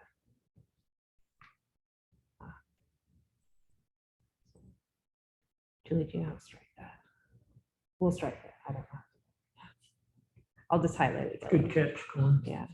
I'm just gonna go to the one that changed. Okay, And the so, rating changes. so now down here at the bottom, the board may approve students' request to allow receiving district to enter the school district for purpose of transportation. So John and I visited about this today. We need to pick which option you want. Do you want, the board may approve the student's request to allow the opening or the receiving district to enter? Can they bring their buses into Baxter and take our kids to other districts? Or we say the board will not approve. The one thing that John and I talked about was that as much as we don't want other districts to come in and take our kids, if we leave it as may, the board may approve, doesn't mean that we will, but it means it gives us the option. So if we have sort of a handshake agreement with the district that says, you know, you can come get our kids, but only if we can come get your kids, because, you know, we know that we have a pretty big net open enrollment in. So if we could get somebody to agree to that, it would probably be a benefit to us. But it's up to you guys what you want to do. Discussion on that? yeah, that makes sense. I mean, because Colfax currently does not. Right, allow- nobody lets It us. seems like a safety issue. Right, Mhm. because Especially when I I'm thought driving. about like when we wanted to take the bus down to Ashton to pick up kids in the parking lot Right, versus on the highway in Colfax, and they just said, no. you right. can't And now you come. gotta lose cars. At parked least on I'd the like to highway. be able to negotiate with them. And I'm not same saying with they'll West approve Marshall, it. they wouldn't let us. Mhm. Somebody turned us in for driving up Yeah. on theirs and turning around. Yeah. It's always been our policy to allow it. I just think, At least we have the opening to talk to them about it. Yeah. Rather than say, no, you can't come. Yeah, so. I think that makes a lot of sense. Okay, so we want to choose that first option. Or I'll leave out, unhighlight this. I'll just delete this. Can we go back to that open enrollment March 1st deadline? Sure. So do you not, does our district not want to have a deadline? That's why I didn't strike that, because I assumed that you were suggesting that, Michael. Oh, I mean, We can't. I don't have a think we deadline, could. can No we? deadline, right? The we could state ask law them to says- send, but they removed the deadline, so parents can open enroll anytime they want. So now. we can't pick one Nope, as board policy. I don't think so. I thought they Okay. said, like, there's no Right. yeah. deadline. You can do it whenever you want. And then as long as we But- have space. We can, I mean, we can still deny, like I said, like with the special ed, we can still deny people if we're full, but it doesn't matter if it's. Yeah. March 1st or not. So I don't have edit access, so I can't strike Oh. that. Well, let me just give you edit access, Julie.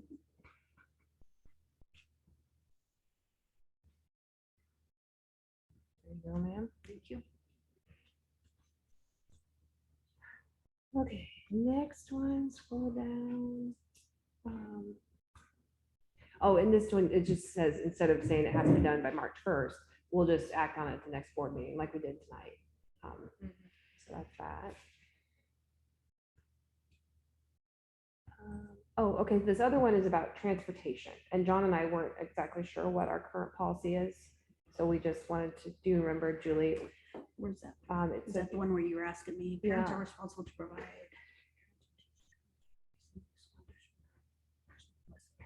That's a true statement. The first one. so you guys good with just keeping the first one? Or Parents are responsible. Parents are responsible. Unless they qualify. And that's a code of Iowa thing. That's not us. And how they decide if they qualify is if they qualify for free and reduced. And then there's just basically the state sets the reimbursement amount and they provide the number of miles and we reimburse them per year and we get that. And it's just taken off of tuition that way. And they're still able to set up spots that are in our district to be picked up though, right? If they want to. Yes, Yes. Yep. So that first option is basically the way we currently handle it. Is Yeah. that correct? What's the or- difference between the two? Parents of students whose open enrollment requests are approved by the board are responsible. The second one says we will not send a bus to a neighboring school district. Oh, see, we will if, That kind We of ties can't. in with that. That Yeah. one we was talking before. about. yeah, we will if we can, so. Basically the same. So based on that last one, we want to choose the Choose first the Correct. response Yep. on this one, right? We all good with that? Everybody, okay, Corey? But I think at the same time, I think the way it reads, like, say we have a drop-off spot or a pickup spot, it's still the parent's responsibility to at least get them to To there. get them there. Correct. Yep. Yeah, because it's the law in Code of Iowa that we have to provide the most direct and most safe. So we actually pick the drop off. There's lots of times parents will call and say, hey, could you pick up my kid at this place? Well, no, we can't because it's not the safest. So, We can't drive 40 miles to go. right. I think we strive to try to get as close We as do we it, can yep. in a safe Yep. spot. to pick For them sure. up, so. And one thing Colfax Mingo did allow was they, Ashton Church parking lot is not in our district, correct? It's in the Colfax Mingo district, and they did just recently make it so that we can turn around there or something, didn't they? That's the law. You can go. I mean, so, in like, and we turn can around, go you just in. can't pick up. Yeah, so they can go in. You can't stop and open the door. You know, Yeah, run, they- run, kid, get a running jump. Rather they than kids Should drive real slow. get on the highway. Yeah. But they're kids are trying to learning. like move at least We- a little Yeah. bit. Maybe a So, stealth van where the door just stays open all the Yeah. time. maybe we'll just slowly keep chipping away at that corner of the district. So, okay, so that's that one. This fundraising one it's just about making sure that any fundraising dollars that we raise are under the school's umbrella. And I think we have that now. Yeah, so what's the change?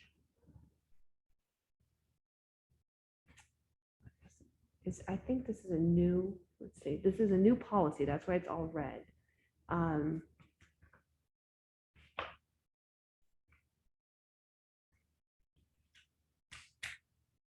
I think it's just saying that all funds have to be put into district funds.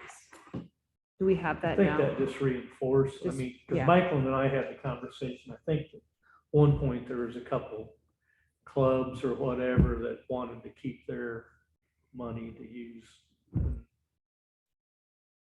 I think we ended up put it in our account, but I mean, this is, to me, good reinforcement that you got board policy, like, that's what's gonna happen, so. We have a Is restriction. that, am I thinking right on that, Julie? We have restrictions on door-to-door selling Yeah. and, but This is online, is that, or is it just have everything? There's another one, a new one. Yeah, there's a different a one for down door to door, door. Right, Yeah. yeah. and then we This have is like the just if top- they're gonna, if athletic boosters are gonna fundraise or whatever, that it goes into school's account, right? Or so like, for example, if Rob's football team is selling those pizza cards or Yeah, those, Yeah, we're that's just probably using a for better example. example. Rob can't have an account, a separate account somewhere else that they house that money. It has to be housed under the district's accounts. correct. That's just, this That's is how just it's saying, always this been, is though. how it has. So we used to, wasn't there one club that always wanted their money at the bank and they, Is dance team separate? We still do it. they still do it through the school or through the bank? So that's where we're saying, So that needs. I'll let you handle that. Yeah. Because we brought it back under the last couple of years and we've let it slide since then. Well, that's why we that's need why a we have policy, policy. so That that we say they know there's a everybody's board policy. under the same. Is that the only committee or the only Yeah. group that's not under our Yes, umbrella? Yes. Okay. Yeah. The boosters are too, aren't they? They're under the, They're not under our umbrella, but they have their own tax ID number. They're Oh. completely separate from us. And that's what this is getting to. They're talking about booster clubs because a lot of booster clubs do operate under the schools, the district's 42 number. And so they're saying that money needs to be under it, but they don't here. They have their own tax ID. They're a completely separate entity. So that makes the determination. I That's the mean, so I guess, determination. yeah, dance team or whoever wants to have their own, it's like, okay, you need to get your own tax ID number there. That's If correct. they're gonna go through those hoops, so, And then they wouldn't be a school sanctioned right, activity. okay. that's that one. Any questions on that from the board? So is this gonna take, change over the one, there is one in there, student fundraising? Is this gonna, are we gonna negate the other one? We shouldn't, we should just This amend is it. just an addition. Okay. Because the other one that has about not going door to door, and it has several different points in there. Yeah. Okay. But we haven't come to that yet, have we, on the, No, it's down the line. as we come down? No, we- well, yeah, no, but it's not on here, because this is a whole new one. Right, So there weren't any change, it's not in this group. Yeah. That's what I'm asking. So we I need was to looking- marry the yeah. two, is what Yeah, we need to do. right. Yep. Right. I'm just asking, this isn't gonna just Just- totally Yeah, we won't replace- take the other one No, out and okay, just, No. so just be in it. this will be something all day. Yeah. Yeah. Okay, graduation, it's just, there's a new requirement that districts will advise students how to successfully complete the FAFSA application. Great. Yeah. Yeah. And the students for the legislative page, I think that was last year, but I don't know if we didn't approve it or if it's just, I feel like it's not brand new, but I'm adding it if it's, I didn't see it in our policy. But if a student was a legislative page, they can get a social studies credit for that. Or an elective credit or some credit. Yeah. Let's see, there's that. Oh, and then these other ones are some medicine forms. So there's a new policy that if a student with asthma can they can give themselves, self-administer the medicine. So the parents have to fill out that form. And then, that's the consent forms. And then another one is, student health services. We won't do any, invasive physical exams. It's a new law. So I don't understand this one. So student health services, obviously, you're not gonna do any invasive Right. exams, but they're doing health services for every student? Or is this just, I don't understand this. I understand the vision and the hearing part of it, but what else is there? Some schools have school-based health clinics, and I'm wondering if it's maybe applying to those, not very many, we obviously Mhm. don't. Yeah, I would like lice checks, would that be? I don't know. I don't know what other Okay. things you would be doing. I mean, I'm trying to think of what Sarah does. I mean, she just does vision checks and hearing and I mean, I don't think she really does any other ones, but I think this is like, if we were going to, we'd have to let parents know. Yeah, Oh. it says except in, at the top, if you read it, at the beginning, it does say, yeah. I mean, I can't think of anything else. Invasive physical exam means any medical examination that involves exposure of private body Right. parts or any act during such exam that includes incision, insertion, injection to the body. Doesn't include hearing, vision, Right. screening. Solely assisted. I wonder if there was some concern, some parents had concerns that there would be mandated Vaccine vaccinations. clinics. Any school-based clinic has to Yeah. have approval anyway for. Yeah, immunization. so, I mean, we would never do that without parent consent anyway. So, but this is just saying, we have a policy that we wouldn't do that. Okay, this other online fundraising, this is like the crowdfunding, like the donors choose, and, because we do have some teachers who want to do that, and it's just a new thing that really hadn't been that popular before, but now it is, and so this isn't a mandatory policy, but it's a suggested one, so that we just have some parameters if teachers are going to do that, or whoever is going to do that. And then the stock prescription medicine supply or medication supply, I talked with Sarah about these and she did some checking and she does support it. It's so that we can have an EpiPen, an inhaler, and then 1 dose of opioid antagonist, that Narcan. So she'll have it in her office. So if there was an emergency, Sarah would have it on hand. And so she's talked to all the other school nurses around and then Jasper County Public Health, and they kind of talked her through this policy. And because this was another one that was optional, but they said that they supported it. So Sarah supports it. What's the board think? Not Oh, to yeah, get too sorry. far ahead, like that last one on the crowdfunding and that's Oh. an optional one. I think it's a good I idea. think it's a We, good idea. we okay Just on because- keeping yeah. that? Okay, Yeah. We don't all want right. I just didn't want to get too far ahead. Yeah. Oh, yeah. Sorry. I just kind of going through these. Yeah. So then, or, you know. then on the EpiPen and Narcan and that, were we okay with the school nurse having those?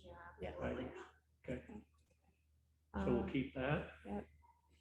And then radon mitigation, we don't actually have to do anything with this one until 2027, but it's just a policy that in 2027, we'll have to start doing some testing.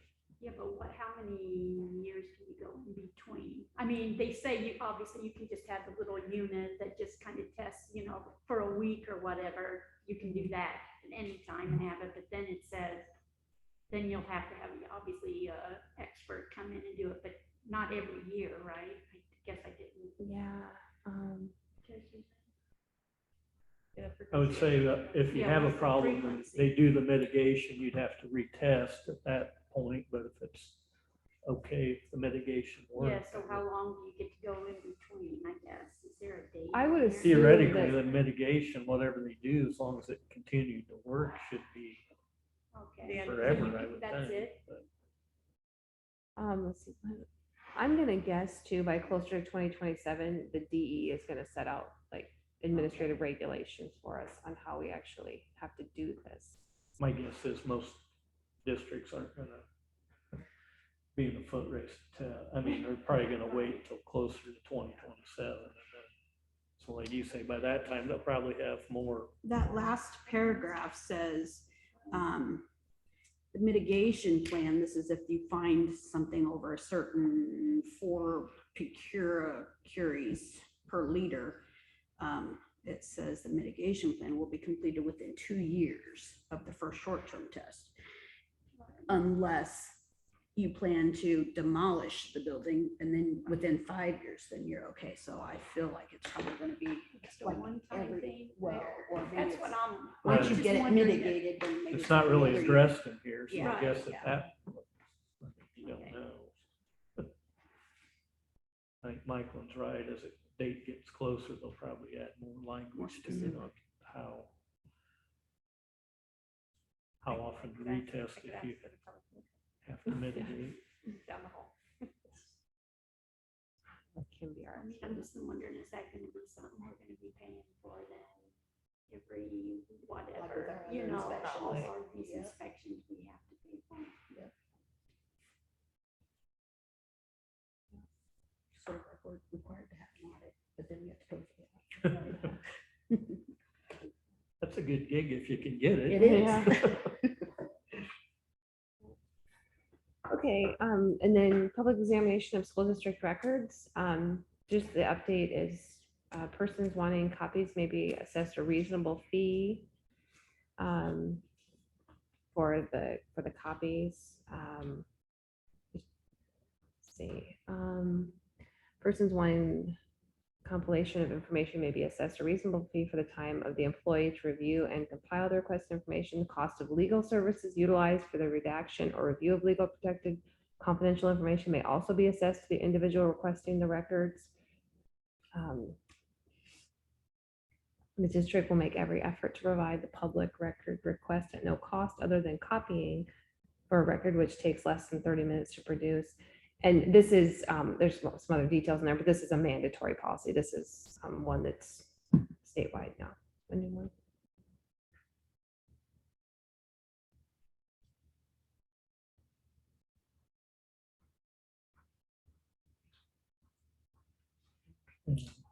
So I think as we went through, we made our choice if we're gonna, on the optional ones, if we were gonna do those, or if we had a choice on the open enroll, or the transportation associated with open enroll. We made our decisions there, so we haven't missed anything yet, right? Okay. Nope, good. So this will be considered our second and final reading of the board policies. Do any board members have any questions or further discussion on those? Do we have a motion to approve the board policy updates as they were presented? So We have a motion. Do we have a second? We have a motion and a second. All in favor, aye. Post same sign. Board policy updates as presented are approved. Okay, our next item is facilities, grounds, and transportation. And I just had one thing I talked to Michael about, the ash trees out on the south edges by the chain link fence, actually on the outside of the sports complex, all the way along the south side. They've got that ash borer in them. There's about 4 that were looked healthy all summer, and the others were either dead or on their way to being dead. So that's something I think we need to plan for, or get bids to get those removed. I told Michael, and I rent the field right south of that, so in the winter when the ground's froze, that'd be an ideal time to come in for tree service or whatever. It'd be a lot easier to access them through that field than to try to get it from the school side. So I think I saw the email you'd sent to Bill to get some bids. So Bill's gonna get some bids, and then I emailed Bill Hanson and then Scott, since it's the sports complex, and they both were in agreement that we should get going on this. How So many Bill, trees would that be? did you say there's around There's 40? about 40 or, yeah, 4 there's look a- good and 40 look bad. yeah. The good thing, there's some evergreens that's been planted between them, and then there's some, I think, soft maple too, so it won't be totally bare, at least even, I mean, behind like the visitors stands there, there's some evergreen trees and that, so it'll look somewhat okay. It won't be totally bare, but yeah. But I mean, it's gonna be probably kind of be prepared for a little cost there. Think about that the other day. There's always DNR's usually got some sort of program going where they're replanting trees. I don't know, maybe dig into that. We've even done it a few times, the Trees for Trees for Forever, Kids, or whatever they yeah. call it. Mr. Vaughn has done it. So generally, if they'll pay for half, I think, if we pay for half, and then we actually plant them and everything for us. So. Biggest thing is just to get Get 'em all. mixed species, so we don't have all of our eggs in one basket. I remember Joe Engel, I think it was it second graders or whatever, started those from seeds or whatever. and They planted them and cared for them. It's pretty sad. They're to a point now, size-wise, where they look really nice, but yeah. Anybody else have anything on facilities and grounds, transportation? Bus routes, are they working okay? Yeah, I mean, I know she's always looking for more drivers. We run the 3 big buses and then vans, or? Yeah, I think so. Yeah. So far, luckily, we've been able to, my dad can drive for us occasionally. So like Rob covered 8th period the other day, so dad could drive, I don't know, middle school volleyball or something somewhere. Football game. For a football game, yeah. So it's handy to, have people that can do it, because like I said, I cover a class, but I can't drive a bus. So it's nice to have teachers who can. But yeah, otherwise I think it's going pretty well. We've got Carrie's back helping out, so that's kind of nice to have him. And then Kevin and Scott is it drives? Scott's the other, Okay. Scott's the other, yeah. We've got a couple vans running some routes. Sounds good. Yep. Okay, our next item is the Baxter Community School District Equity Plan. I told John this morning when we visited, this is the same plan we've always got. I just actually went in and updated it a little bit. I just took out specific names in as many places as I could so that it just is always current. So instead of saying Rob Luther, it just says secondary principal and, those sort of things. But otherwise, the plan itself is not changed at all. Board have any questions on our equity plan for the upcoming year? We have a motion to approve the equity plan as presented. We have a motion, do we have a second? A motion and second, all in favor, aye. Opposed, same sign. Equity plans approved for the upcoming year. Move on to superintendent's report. All right. As Sue was talking about, we have the teacher apprenticeship grant with William Penn, and we have 4 of our paras who are actually participating in the program. So we're really excited about that. We're going to do an evacuation drill next week. We go up to our secret location. It's super secret, and ask your kid. But anyway, we just want to make sure that our new staff and our new kiddos know exactly where to go. And it's always good just to refresh what we do in case of an emergency. And then also, I do that monthly meeting with the superintendents and the Jasper County Police. And so that was, again, it's been really good. We met with a lady couple weeks ago, or last week, maybe it was. And she was an FBI profiler, and it was so interesting to hear her talking.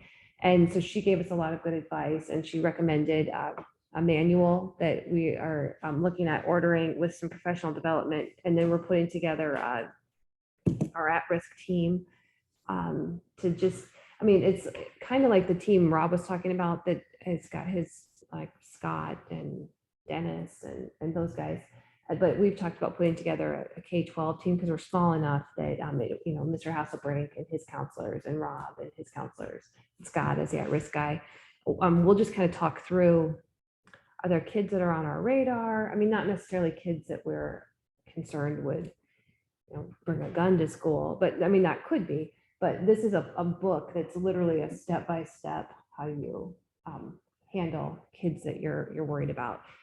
So I'm really excited about that because I feel like that's been the missing piece. That's what all of the superintendents are saying. This is the missing piece. We've been, we all been looking for. And so we're really excited about that.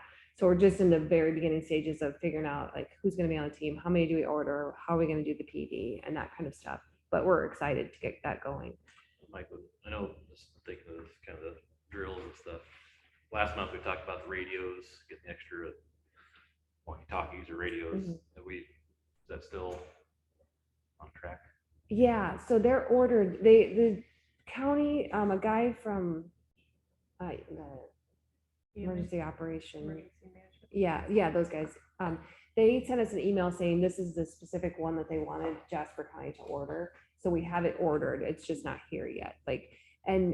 We have an appointment set up with Homeland Security to do the security walkthrough, facilities check, and it's February. But I was just on a Zoom meeting today, and now if you don't have an appointment already, they're booking out through, I think the next appointments are in June. So I did hear something today about, it changes every time I hear, but there was a guy on the Zoom today that said, you could work with your local police and do a safety assessment in your building. So if that's the case, we could work with Chief Daggett or the officer or Sheriff Hafferty or somebody to have them walk through with us and help us pinpoint our areas of concern, and we could get the ball rolling sooner. So with the grant, you turn in your bills and then they reimburse you. So it's $50,000 per building. So we're trying to figure out exactly if we're 2 buildings or if we're 3 buildings or if we're 4 buildings because of our preschool building. Obviously that would be ideal if we were 4 buildings, because they did say today in the meeting that if let's say you get approved for $100,000 and one of your buildings needs $70,000 of renovations and the other only needs 30, you can still spend it all. It doesn't have to be, 50 on the elementary and 50 on the middle school, high school. It could be 70 on the elementary if that's what we needed for our district. So it's still evolving, but it's definitely on our radar and something that we're talking about a lot. So I'll just keep you posted as I learn more about that. And like Rob said, the PD has been really, really good. So far, I've just been, I can never sing her praises enough, but Dr. Anderson is just an absolute gem. One thing that's really interesting this year that in the PLCs, as the teachers meet with their partners, the CIA team, so that's both principals and me and Wendy and the 2 coaches, and we have a form that we sit in as just kind of a fly on the wall to see what's going on in their PLC, not to necessarily say what they're doing right or wrong, but just taking notes. So then we meet right after their PLC times are done. And then we talk about as a team, what did we see? What were they doing really well? What does it look like they might need more, professional development around, so that we can help continue to move everybody forward. So our job on those Monday mornings is kind of overseers.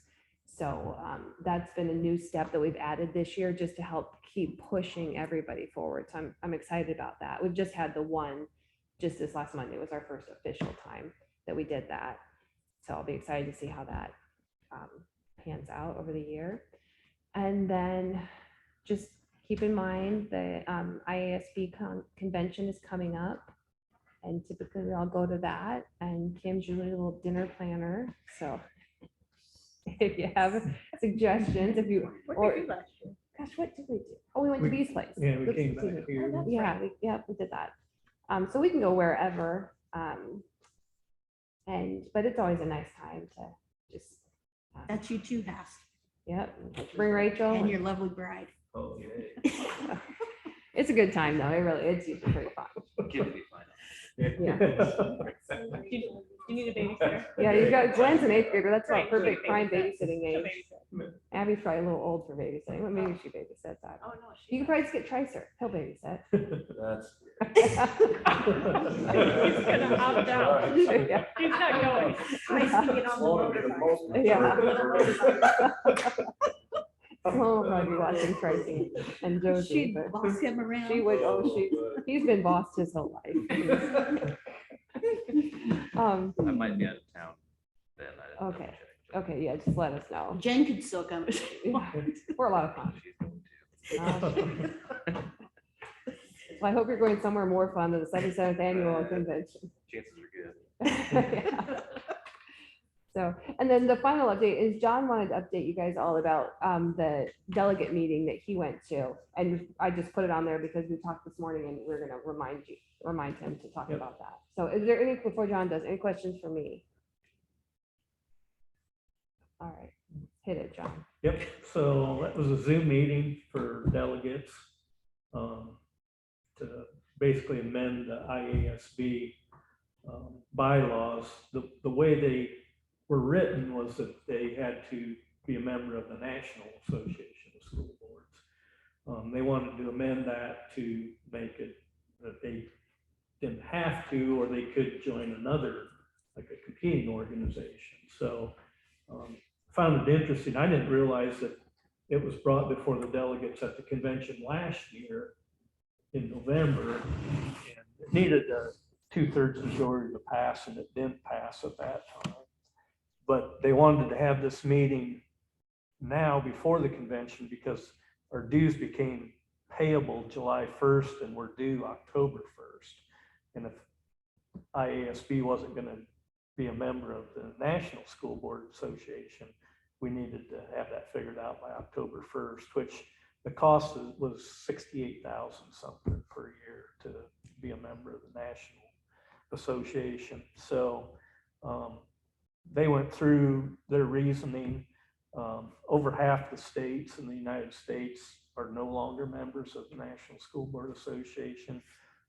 It was kind of all brought to a head a year ago when the National Association sent that letter to the president's office about people showing up at school board meetings and alluded that they were terroristic actions and that kind of stuff. And I'm sure everybody saw that on the news. Well, that didn't sit well with a lot of states. It was done without the state's approval. And they, like Iowa, it's like, we were never consulted on if that was a letter that we want sent or not. So I think a lot of states that could dropped out right away. There are some states like Iowa that had in their bylaws that they had to stay a member until the bylaws were changed. So, but with the states dropping out, financially, National School Board Association is in a pretty tight spot now. And Iowa said that over the last year, they could see that stuff that they would ask them questions and that they weren't getting answers back, or the person they usually talked to was no longer employed there.